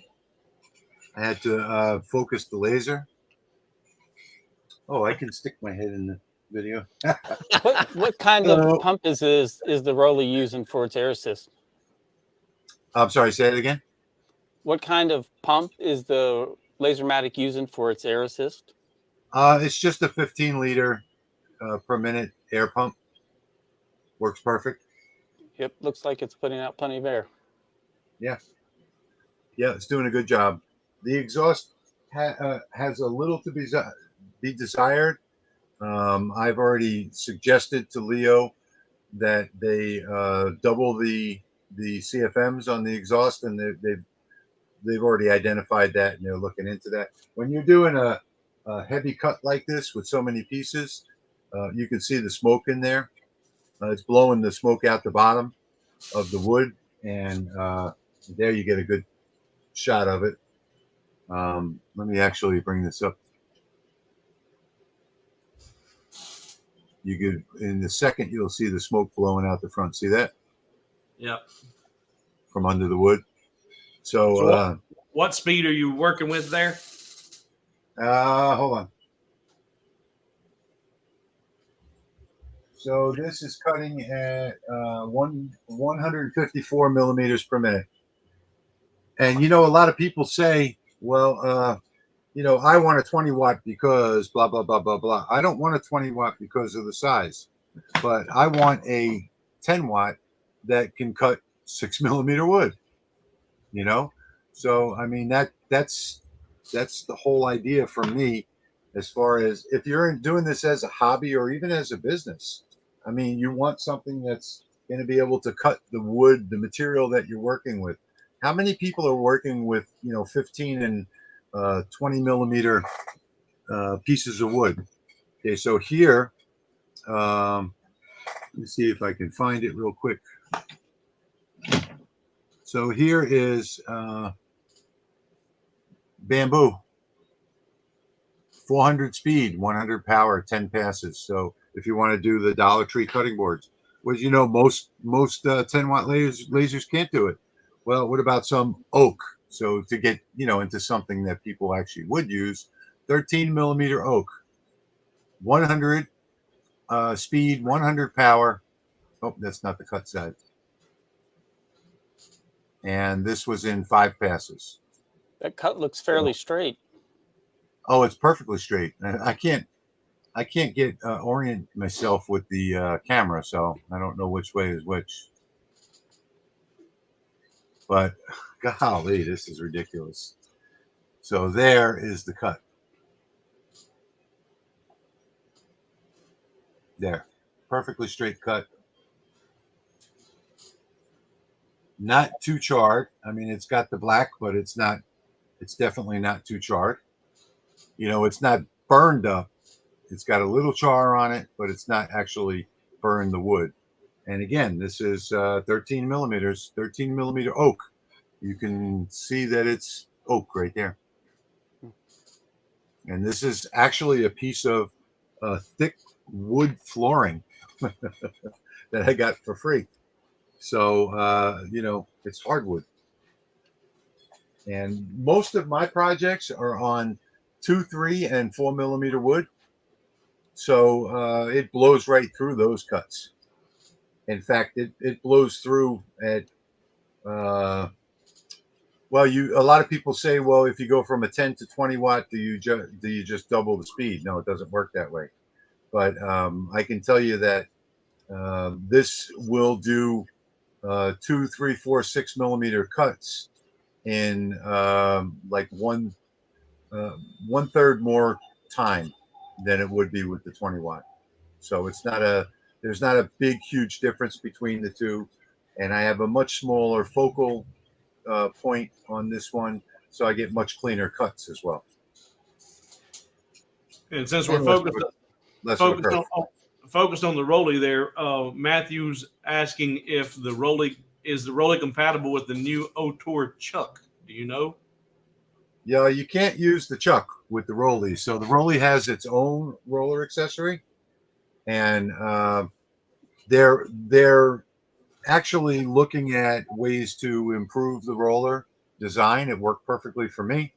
I did a whole bunch of different stuff. This is one of the cuts that I did, one of the mugs that I did, and it doesn't look good in this picture because it's so zoomed in.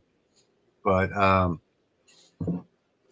you But know, currently they only designed they designed a roller for this machine that is the lowest profile roller in the world, so that it can operate inside of the machine. So when you take the honeycomb bed out, there are standoffs where you drop the roller into, and those standoffs are precision placed so that when you select a roller position for the size of the object that you're going to do, the laser head moves directly to the center. It's perfectly square. You don't have to line it up with the gantry or move it around or anything else. It stays perfectly in place. And the reason why you can't use a higher profile roller accessory is because there are two safety switches on the acrylic, and if you open that acrylic door, the laser stops. and right now they only have the friction roller on their rotary, right? Yes. Right now, they only have the friction roller. They're looking into other options, but at this point, that friction roller is the only one that they've got. It's got good sticky rollers, so I didn't have a problem with the tumblers walking or anything else. And of course, I had the settings right, so I didn't do it at too fast of a speed.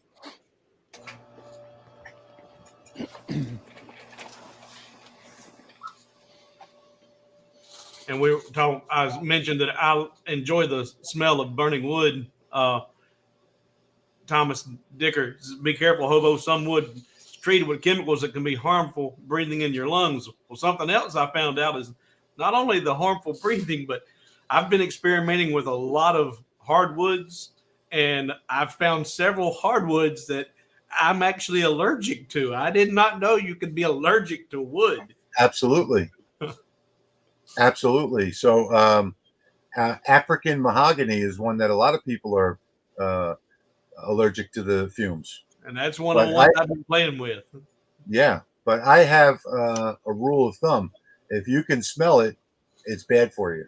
So I'm not going to do any work if I can smell the material being burned, and especially like the stickers I did for my refrigerator and my laptop and stuff like that out of vinyl.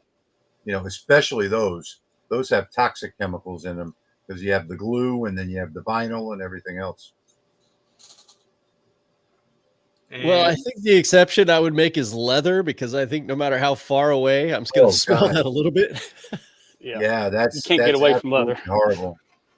And I didn't have any problems with the leather whatsoever because the exhaust works well enough to exhaust all of the fumes, and I was only engraving it, and it was only a bottle opener. So I mean, if you're going to start cutting out leather, then I would have to turn on the exhaust fan. This one, I don't have the exhaust fan on. I'm just using the exhaust fan that's built into the laser itself. So I did not turn on the air scrubber that is 4 or 5 times the power. I'm just using what the machine came with. All right. Shubby751 asks, in LightBurn, says he can't see his font style unless he clicks the preview. Is there a setting for this in LightBurn? Yeah, you just click on window up at the top and do filled smooth or filled coarse. Either one of those will show you the preview as you work. Okay. In the window? Window, filled smooth, filled coarse, either one. Okay. Now, the one of those shows the font and one doesn't? Or you just have to, without it checked, you don't see the font. No, I thought the question was, he doesn't see the fill. No, the font. Oh, well, then you got a problem with the. I don't know what that is. I've never heard of that before. Yeah, he can't see the font style unless he clicks preview. You never heard of that. Okay. Never heard of that before. Me either. And that could on the be forum. Yeah, the forum, and then the suggestion that after my experience using my laptop, and I see that Jack in the shop says he only uses his laptop, but with the right processing and the right graphics card and the right power, you probably won't have an issue. But I was using a really basic laptop, and I was having some struggles because the computer just didn't have the processing power. Yeah. Yep. And Stumbling Bumbling Idiot, one of our favorite names. He says Hi, Mike. he's allergic to not having a Rolly. He's going to have a little trouble explaining that to the wife. He wants one. Yeah, me too. He wants one. Hey, Jerry, thanks for stopping in. Jerry from 3DHP is in the chat. And Anthony's asking, with exhausting, is there still a smell? And I'm guessing if your exhaust No. is working well, you shouldn't have a smell. If you do, Yeah, I don't have any smell in here right now whatsoever. When I open the door, there will be. So I'm just going to give it a minute or two to evacuate the smoke before I open it.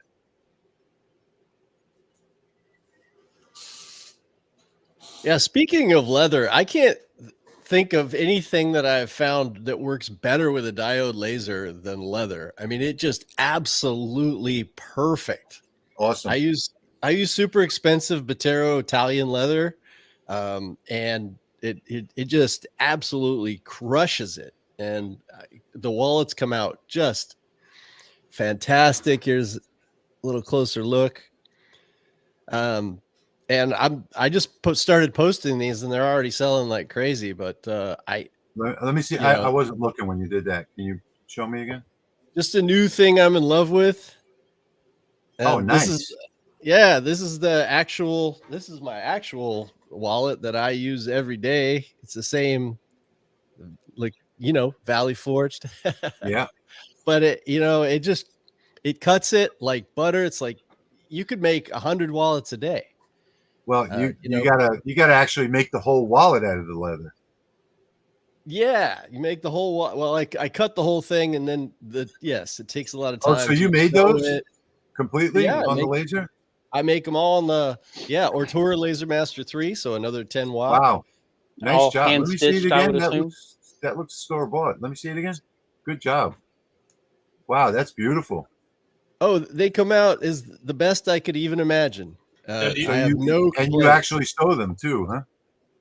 Oh yeah, hand sew them. But it would be much quicker if you sewed them by a machine. I just happen to really enjoy doing this. This is like a Chinese red envelope. They give these away for New Year's. Yeah. And it just I can't say enough about how happy I am that I learned how to do that. Now, I would suggest everybody out there use veg tan leather only. Absolutely. And the better leather you use, the more fun and the better it will come out. Cheap leather just looks cheap no matter what you do to it. Do you use a perforation mode to do your holes or? Yeah, actually, I just came out with a video on how to do this because there's so many people that I did a hat patch video, and so many people asked me, how do you make the holes? And so I made a video. It's on my channel about how to make the holes, and there's so much more I could learn, actually. So I'd love to hear what you guys could tell me about, making that even easier for people, because I know it's something a lot of people want to do, whether they make hat patches or gosh, there's probably, 10 things that you're going to want to learn how to make. And also, I had a question. Maybe Rich, maybe one of you guys can answer this. Now, I can make perfectly circle holes, right?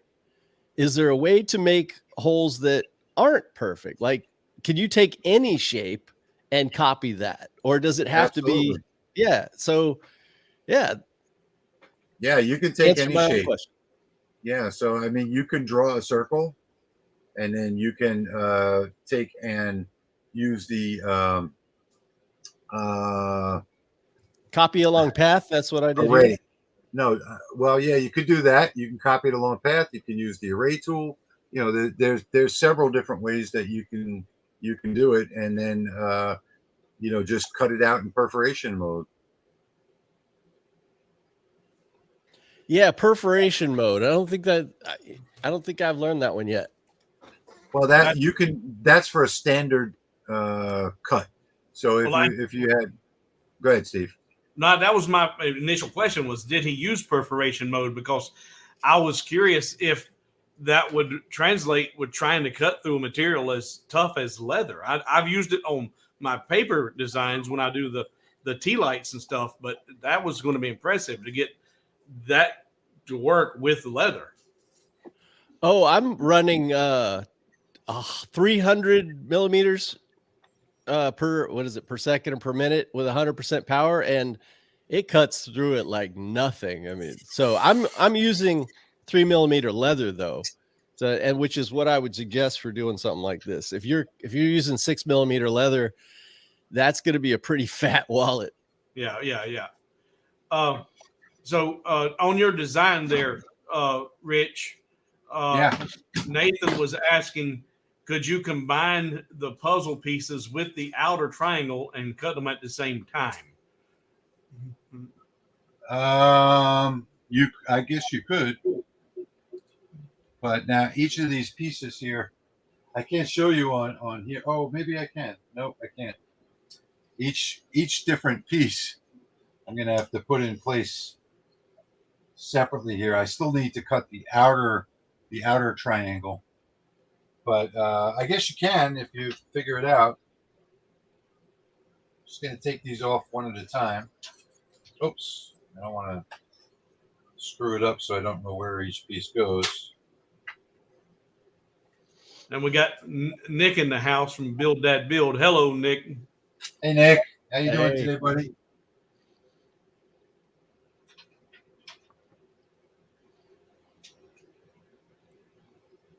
Looks like nice clean cuts from this angle.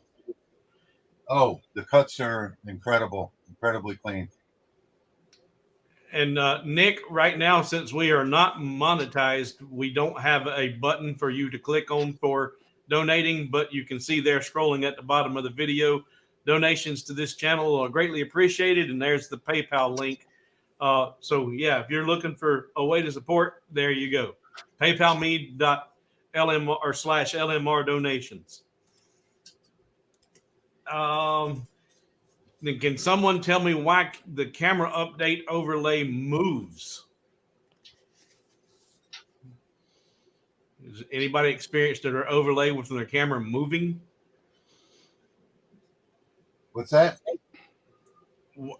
Have you experienced your camera over the overlay moving?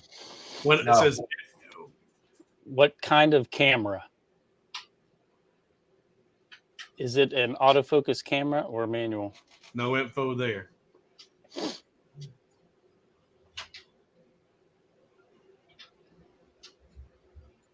So, Rich, maybe I missed this, but where did this idea come from to make this puzzle? This is a friend of mine that was requesting something that they could put on their mantle, something religious to put on their mantle. And you just came out of your head? Yeah. I love lasers. All right. Patrick, he says he's using an autofocus USB camera and he's having issues with his overlay jumping. I've normally found that happens with autofocus cameras. Okay. Just if the focus is a little different from one snapshot to the next, it'll change the position of your overlay. Well, I think I screwed this up. And Valley Forge, we got a question for you from Jack in the shop. He wants to know, how long does that leather hold the smell after you're doing your engraving? Not at all. The only time I catch the smell after is when I brush it off. But pretty much it's gone immediately. I run over it with some neatsfoot oil, and that pretty much makes everything beautiful again and soft. And because what can happen, it's setting. Everything is settings with lasers, as probably everybody working here knows. And once you get your settings dialed in, there's almost no scorch marks whatsoever. And it just comes out. I can't even believe how good it comes out. It's amazing. So just work on your settings. I have a video on that as well, of course. Now, this leather wasn't with the diode, but it does not smell burnt at all. I haven't treated it. It's still just base vegged in. Yeah, Patrick, I did have a question there if nobody else has got one. As far as glasses for the fiber laser, I mean, how is that on your eyes different than the diode? You still want to wear glasses that are rated for the 1064 wavelength. Okay. So, but if you had them as some sort of enclosure, I'm thinking outside the box here about being able to do custom items at a farmer's market or at a specific location, you know, shielding that from people's eyes or whatever. You could literally make keychains or, you know, bottle openers or whatever right there because it's so fast, right? It's not like some other lasers where you're taking time. Yep.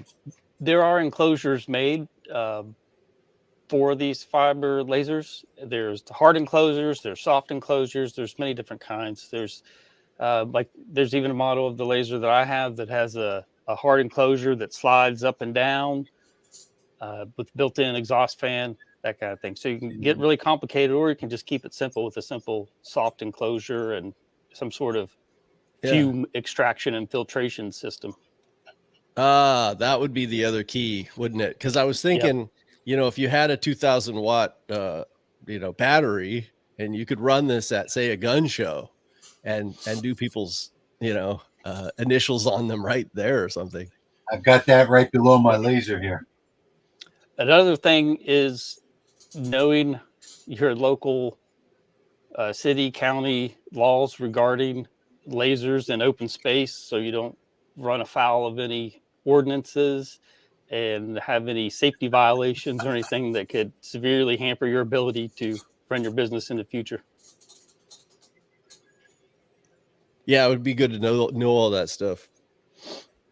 And Craig's asking if we had a camera we suggest. Well, I don't know, Craig, if you're late joining us, but in the very beginning of this, you can go back and watch the rebroadcast.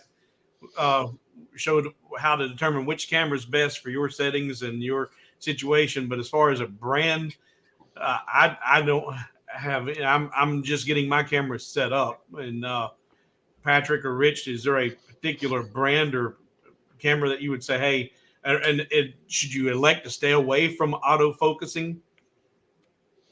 Yeah, my Sony preference chip. is to avoid autofocus. They No can be autofocus, used, Sony chip. not as accurate because of the continual change of focus. If you're able to fix it so that it stays focused in one position, you might be able to use it. I don't know if you can do that within Windows, but I normally default to LightBurn brand cameras just because they're normally already calibrated within LightBurn, so it saves you that step. And the tool that we looked at earlier, those are all using the LightBurn cameras. It's just it's much easier, but any fixed focus camera you could technically use. So yeah, Craig, when you get a chance, go back and rewatch this. And if you're not familiar with how to find the LightBurn recommended camera, want to watch this from the beginning. They go over that in pretty good detail. Yeah, I didn't mean fixed focus, manual focus. And Rich, stumbling, bumbling idiot, he's asking, "Are you having problems, Rich?" He loves, LOL. He loves live stream shows or live shows. Well, you know, I took all the pieces out. And now I'm trying to figure out where they go. So I have to look at the screen in LightBurn to figure out where they all go. I've almost got it, I think. He's having to solve his own puzzle. There. And all right. What's the age limit on your puzzle there, Rich? Yeah, a lot younger than me is what it is. 5 to 35. You know, anything that's childproof, you know, I can't play with. You could do a little light etching on the actual back piece of wood so you can see where all the pieces go. Oh, no, that's what I should have done.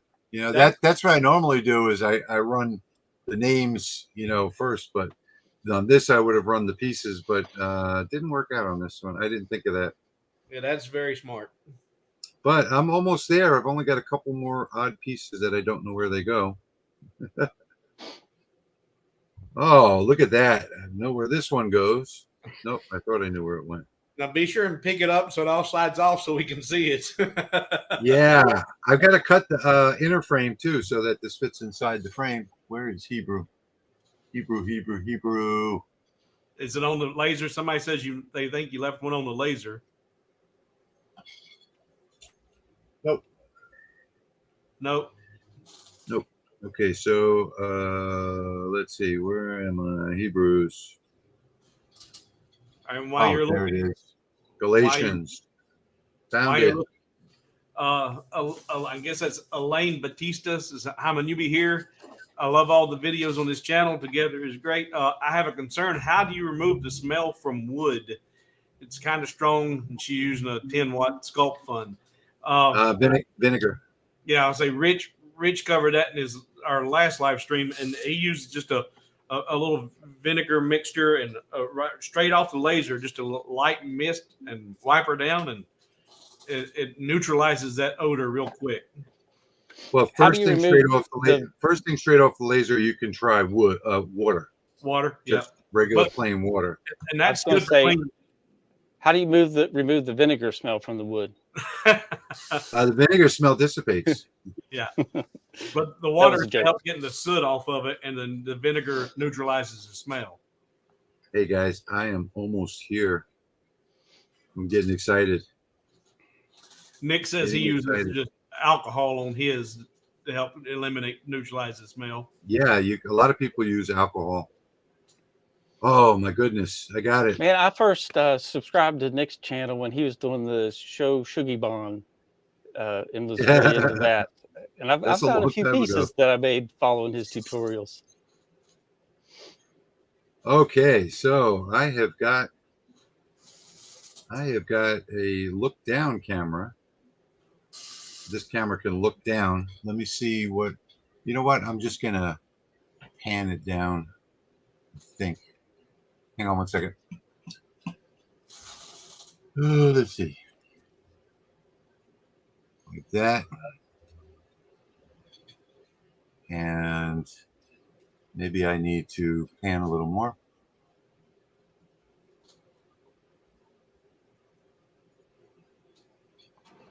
And there it is. Fully put together. Of course, this is not finished yet. I don't want to tilt it too far, but these are all of the books of the Bible with the cross in the middle.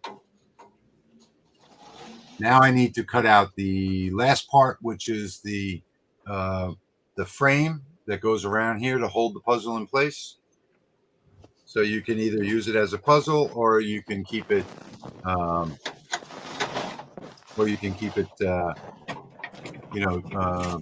put together. You don't necessarily have to cut the whole thing out. You can make it look like a puzzle. If you just wanted to hang it on the wall, you could engrave all the lines.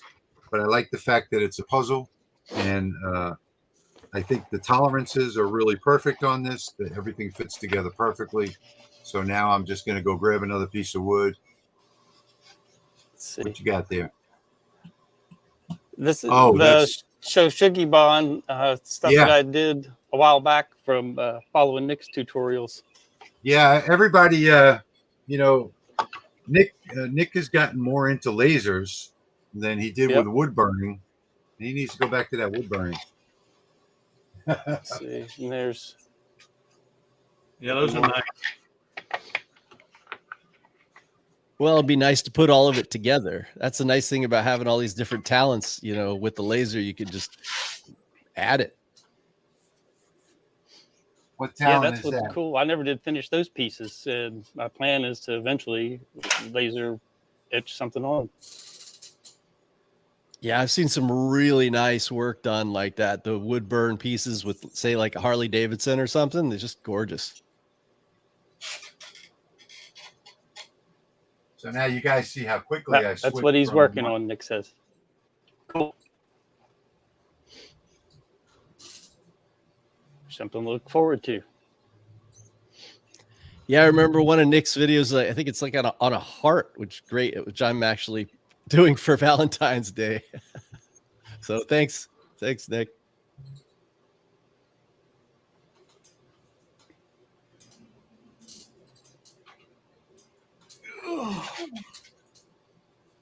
I'm just getting this last piece set up to cut.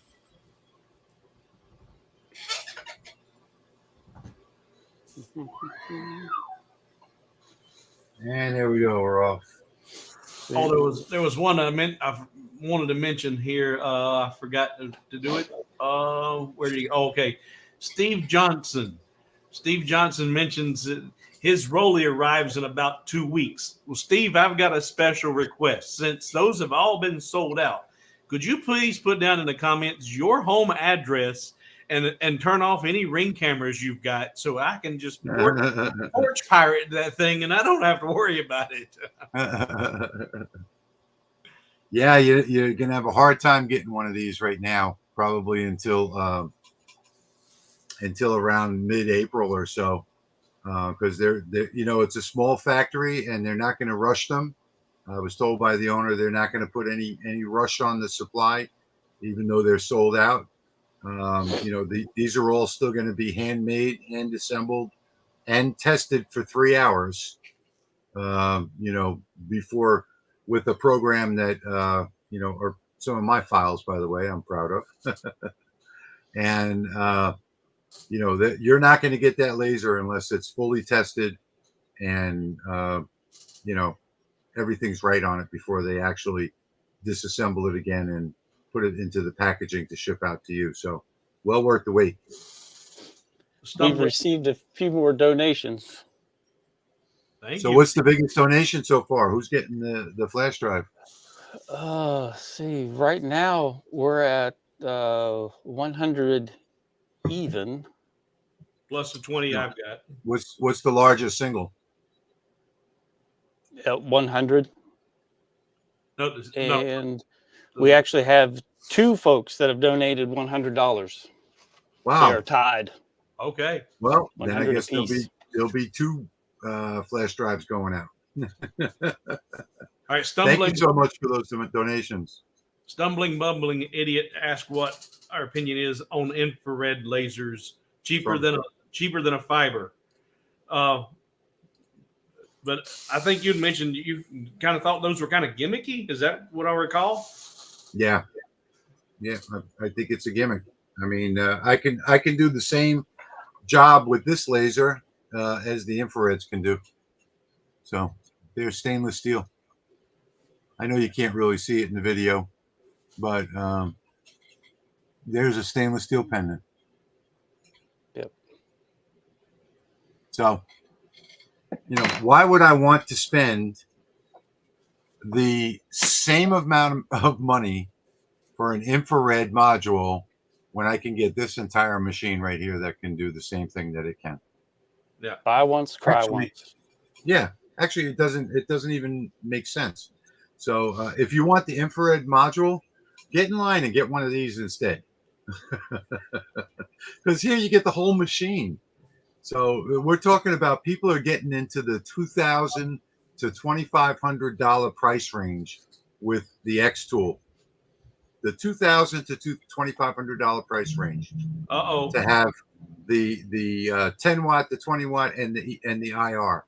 Well, here you get the 10 watt, and you might just call it the IR, the same results as the IR. So Eric is saying recheck the PayPal. He was one of the 2. Okay, Eric, you're in there. You're in there, brother. Eric and Auten Woodworking. Awesome. Thank you guys so much. But he just posted that about rechecking it, so maybe he did something crazy. He wants to make sure he's the only one. Oh. Maybe he wants to be the only one with it. Yeah, he don't want to share the spotlight this week. Oh, I see. Yes. Okay, there are now 3 $100 donations. Oh my goodness! By Mr. Eric Smith. Oh my goodness! Wow. He's donated $300. 2. Okay, so he's the highest donor. Yeah, he is now the highest. All right, Eric is getting that flash drive. Let's see. I don't even know what I do. Oh, I plugged it in. I'm already using it. But I have another one, Eric. Don't worry. So you'll be getting this flash drive in the mail, and actually, it's even got my logo on it. If I can get this to focus, There you Louisiana Hobby Guy. So Eric is now in the lead. go. All right. So a question that's actually a pretty good one. Dealing with the Rolly and the fact that they're all sold out, do you know if you can do any pre-orders, or is there a waiting list? There is no. They're only selling on Amazon right now, so they're focusing on the factory and manufacturing. They're not focusing on their website for pre-order stuff. But these machines will be coming in the last week of every month from now on out to Amazon. So you want to, if you go to my video, and in the description, I've got the link to the cheap one, because there are two. There's one for $12.49, which I think is the regular price, and then $9.99, which is this one. And your video on it really showed it does come with just about everything you could want, and Everything. and then some stuff you didn't even know you wanted. It comes with it. But Yeah, there was one of the newbies asked, so far, have you noticed any flaws or anything that you wish that it had that it doesn't? yes, yeah. And I've already communicated those to the owner, and it's already in R&D. So yeah, like for instance, in the front here, you'll see there's an 8-inch opening for the handle right here in the front. You could theoretically take off the back panel of acrylic and pass something into there 8 inches. Well, I've asked him to expand that to the whole 17 inches of the front there of the workspace area, as well as raise the fan in the back by 2 inches and put a pass through in the back as well, so that it has a 17-inch pass through. So they're working on that. I've had several ideas for different things that I'm going to keep a secret for now, but yeah, I've got a few of the ideas that they're already working on in R&D at Rolly Automation. And you mentioned they are selling it strictly through Amazon. In any of your conversations, have you heard of them? Are they developing a website for those? Yes, who they are. In fact, yeah, they don't want to buy on Amazon. They don't want to support Amazon. So there will be another venue coming, or another option. Yes, absolutely. Absolutely. So they've got a Shopify website already set up at rollyautomation.com. So you can go there right now, and the only thing you'll see right now is the design of the website. Nothing is ready there, but they do have a design up with the product features. But if you search Shopify, you can find them on Shopify. Rollyautomation.com. Okay. So it's not on Shopify. It uses Shopify's database. Yeah. So it's rollyautomation.com. And in the future, in May, then that website will be updated where you can order directly off the website. But most people here in the United States don't want to. They would rather order off of Amazon. And that's why they decided to use Amazon as their supplier. So check back at the end of every month up until May. In May, they'll be readily available. But I would, the last week of every month until then is going to be when the new shipments come in, and they're only going to be 50 at a time. So I would go there now, follow the link under my video, add that to your shopping list, and then in the last week of the month, go take a look and see if they're available, every day until you see they're available. But I wouldn't, I would check it every day, because they will more than likely sell out. There's tons and tons of people waiting on them right now. I've got like 300 emails from people. When can I get one? So add it to your shopping list on Amazon, and the last week of the month, go there and check it every day until you see that it's available for purchase, and buy it that way. Otherwise, I don't think it'll last. I don't think each shipment will last the whole week. I know it won't last the whole week. It may not even last a day. Yeah, they're gonna go quick. Yeah. And I'm just about done here. By the way, you guys can hear how quiet this machine is. No, I can't hear anything. Yeah, that's my point. That's your point. And that's with the machine on, the air assist on, and this is a directional microphone, so it's going to pick up anything in this direction.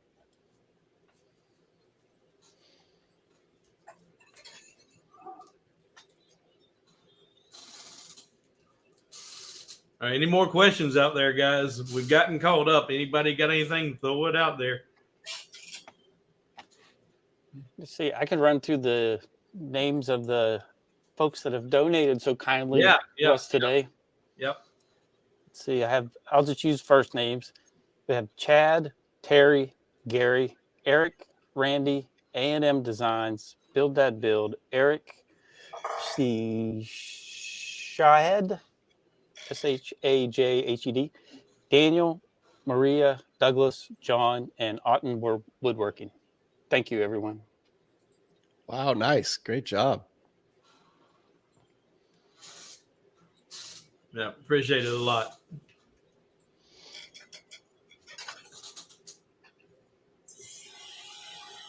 Okay, a stumbling, bumbling idiot. Yeah, get tired of saying that, not because how you doing? He's asking what. Where did it go? What was the funnest project you've ever done? What's the funnest project you've ever created? Who are you talking to? All of us. Oh, well, I can tell you mine. Mine was my 8-layer cross of the face of Jesus. That's my favorite project. Not the funnest, but that was absolutely my favorite project. Patrick? I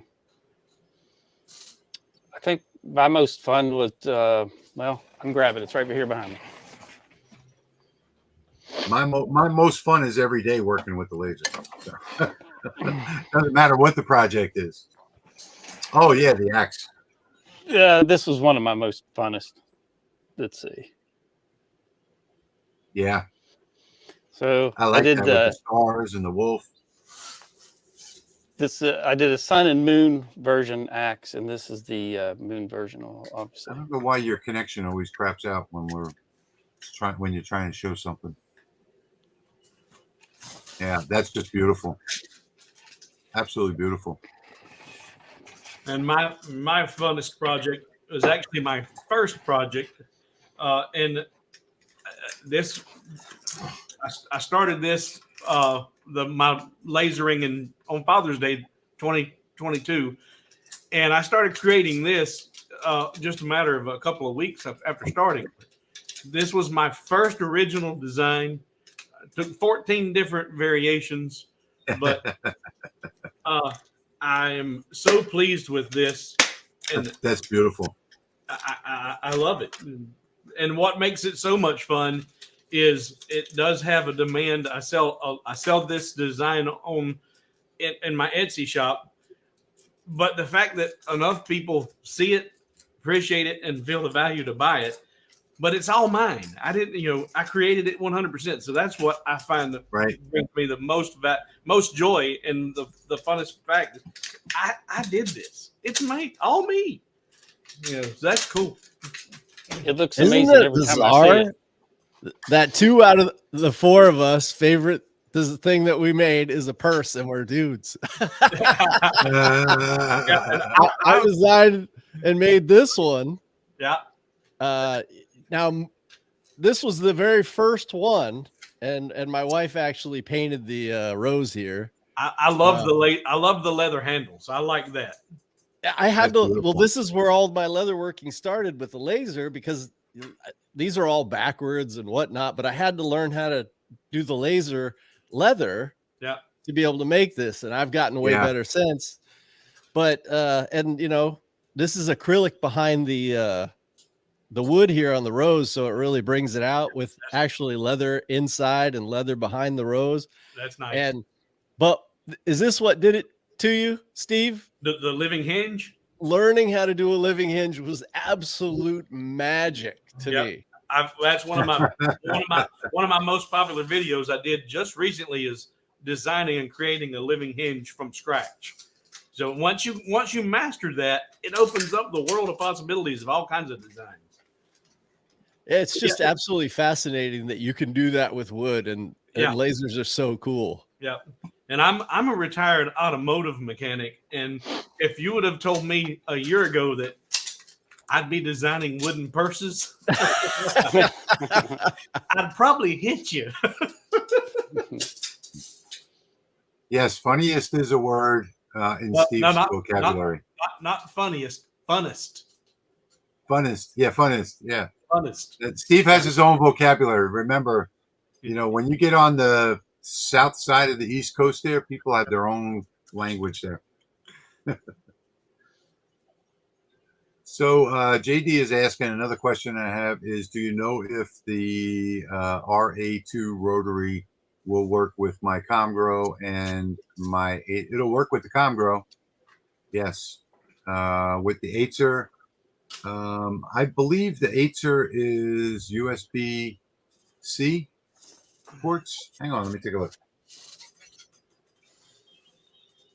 No, it's not. Yes, it will work with both of them. So that answers that question.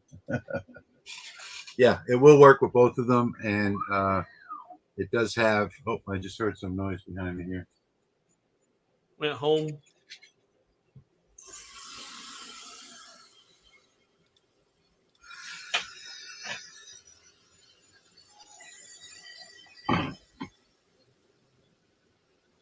And my final puzzle piece is finished.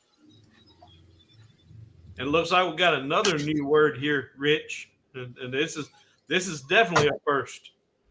Stevepedia. Stevepedia. I like it. That's a new one. That I can promise that's never been uttered before. Okay, so here comes.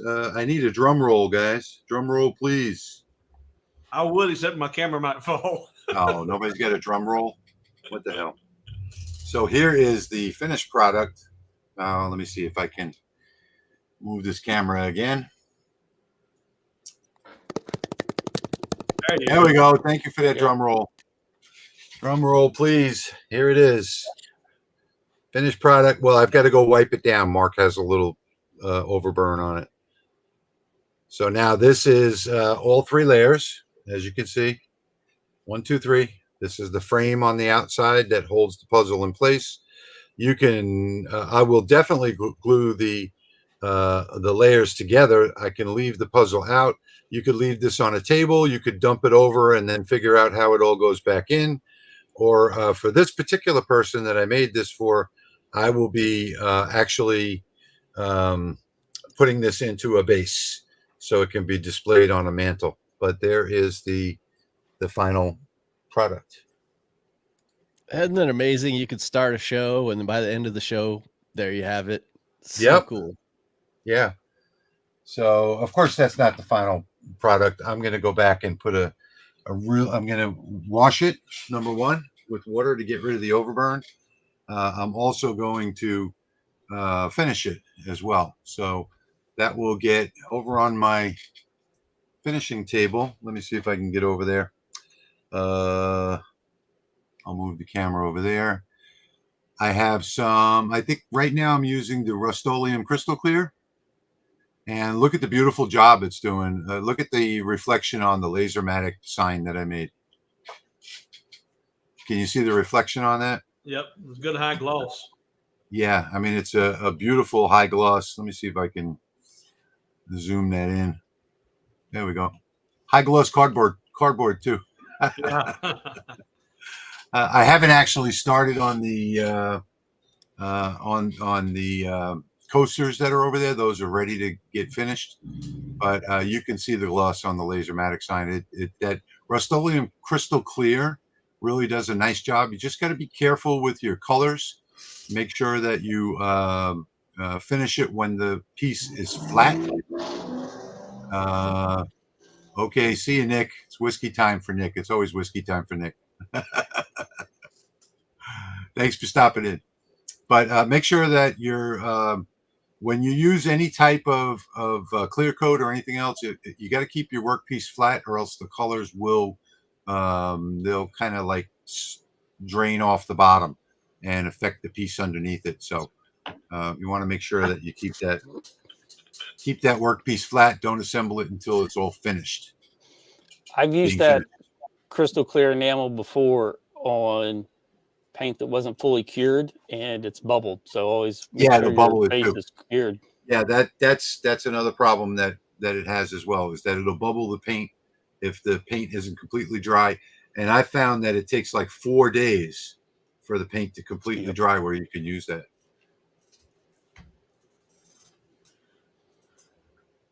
Gratuitous ad. Excuse me.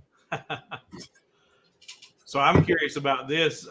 Elaine Batista asked, have you ever cut any wood with wallpaper on it? There's so many different wallpapers that are lovely, and she's just curious if it'd be safe to use and cut with the laser. And I guess it would come. The biggest part would be maybe the glue, or that you use. Yeah, well, what you want to do is cut through the paper first at the lowest power that it would take in order to make that cut, and that way you don't overburn the paper.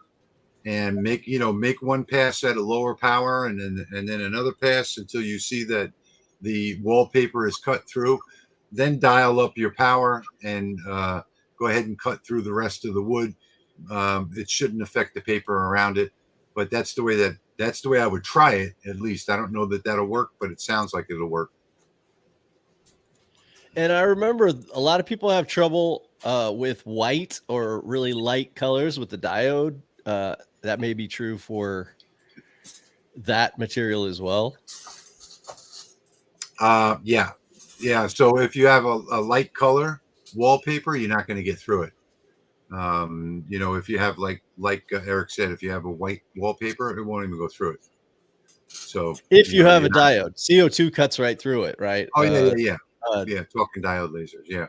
So with diode lasers, everything has to be dark color, except for materials like wood, leather, things like that. Even the leather, I had some white leather I had some trouble with, but it did cut through it.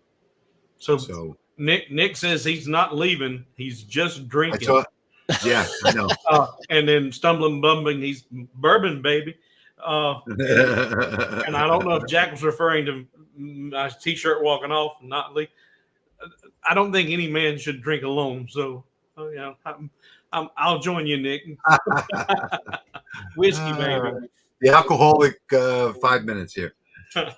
Thomas is asking, when washing with water, do you add anything to the water?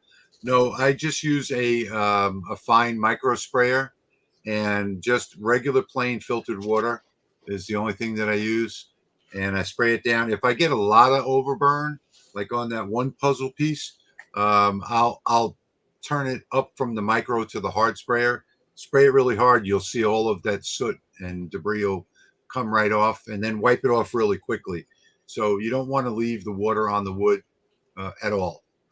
Spray it. Quick. I use the microfine spray. I spray down the whole piece, and then I wipe it off, and then I make sure that it's dried within a couple of minutes, because you don't want to warp that wood.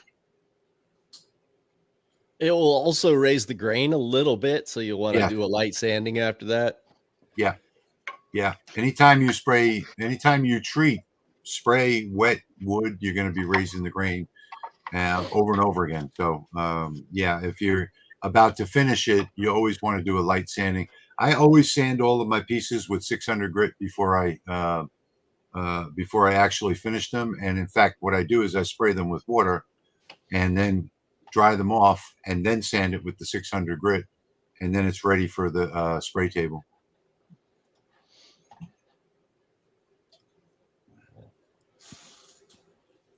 T-shirt not leaving, just drinking. Yeah, that's next stream's T-shirt, I think, right? Yeah, that's a good question, Nick. What took you so long to start drinking? Usually that happens in the first 5 minutes of anything.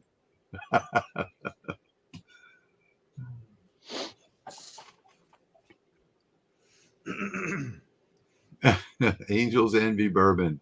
Good stuff. Thank you, Doug. Well, you're probably gone by now. I don't know when. Let's see. Oh, that was a minute ago. You might still be here. Thanks for stopping by. Appreciate it. We're about to get to the end of this stream. It's already 3:35, and I guess we should have been done by 3 o'clock. But Yep. the time is coming for the end of the stream. So final questions. We got 5 more minutes. We're gonna leave 5 more minutes. Here we go with that camera again. I What can't about- put my hand up. What about planing the wood after it's engraved? Well, I guess it depends on how deep you went on the engrave and your plane. Yeah, Would it planer's planing going to it? shave off a good bit. You'd have to have Yeah. a No, deep you wouldn't engraving. want to. You wouldn't want to plane anything. You Uh-uh. might, sand it. I mean, if you have a one of those roller sanders, you can do a really, really light sanding. I don't think many people are going to do that, but I just do it by hand with a block of sandpaper. I don't think I have one here. Yes, I do. I use a random orbital. And I don't use that because it always burns the wood on me, but I use this and I wrap this in another piece of sandpaper, 600 grit, and then this will keep you nice and flat and level. And that's how I do it. I only have 2 sandpapers for the finishing over there, and that's 400 and 600. If I have a piece of wood, like for instance, wood that I've gotten from somewhere else, like that oak flooring, for instance, I'll go ahead and sand that with the orbital sander, and then I'll come back and sand it again by hand. But this usually gets it really, really flat, works well, and that's what I use. random orbital, and it gives Diablo sanding nets. Those things seem to work pretty well. What was I don't know that? if you saw those. The Diablo sanding nets. Oh, anything They're by circular. Diablo is going to work well.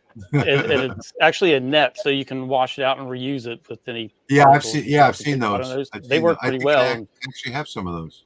they Yeah. tend to not take off too much material. Rich, while we're here, not to go back to your video, algae for what? Yes, algae. 5 drops of algae in a chiller of algicide. Yes, algae for water for CO2. That's what I'm guessing that's the question that you're asking.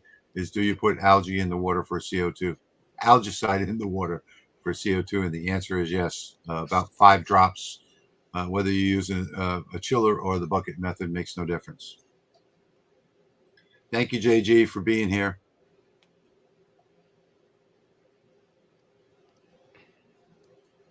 Mike is answering a question from earlier, I guess. Check the forums. There's a bunch of settings in the download section. Yeah, thank you, Mike. Mike is the bumbling idiot is the moderator for the LA Hobby Guy forums. Rich, could you show the puzzle with you in a larger frame? Sure, Johnny. Hang on one second. Let's see. If I go solo, let me pan this down a little bit.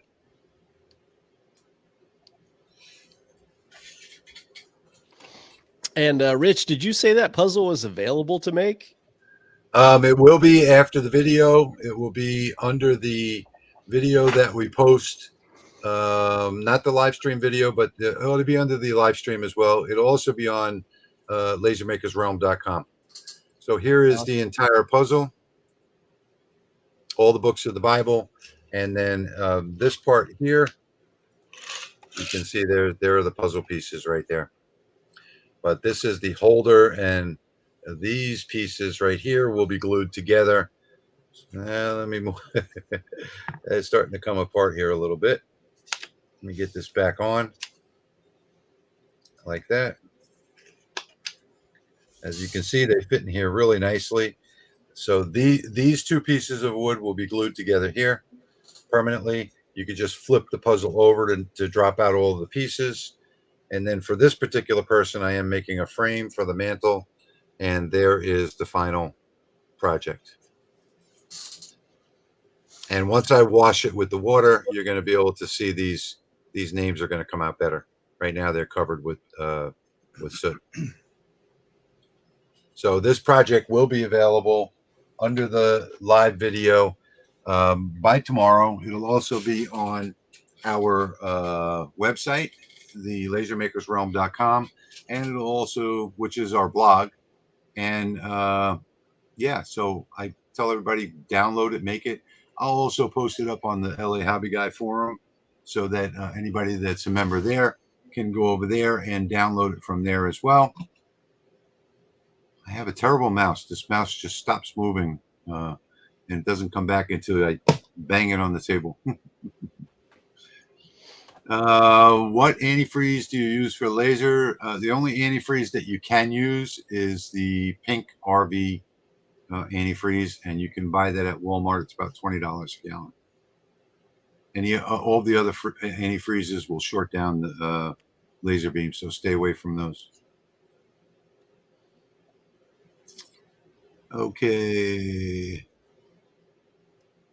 Yes, one day. Thanks. Don't touch. Yes, don't ever touch the soot with your fingers. Because if you do, you will smear it into the wood and then it won't wash off. So good tip there, Mike. Thank you for that.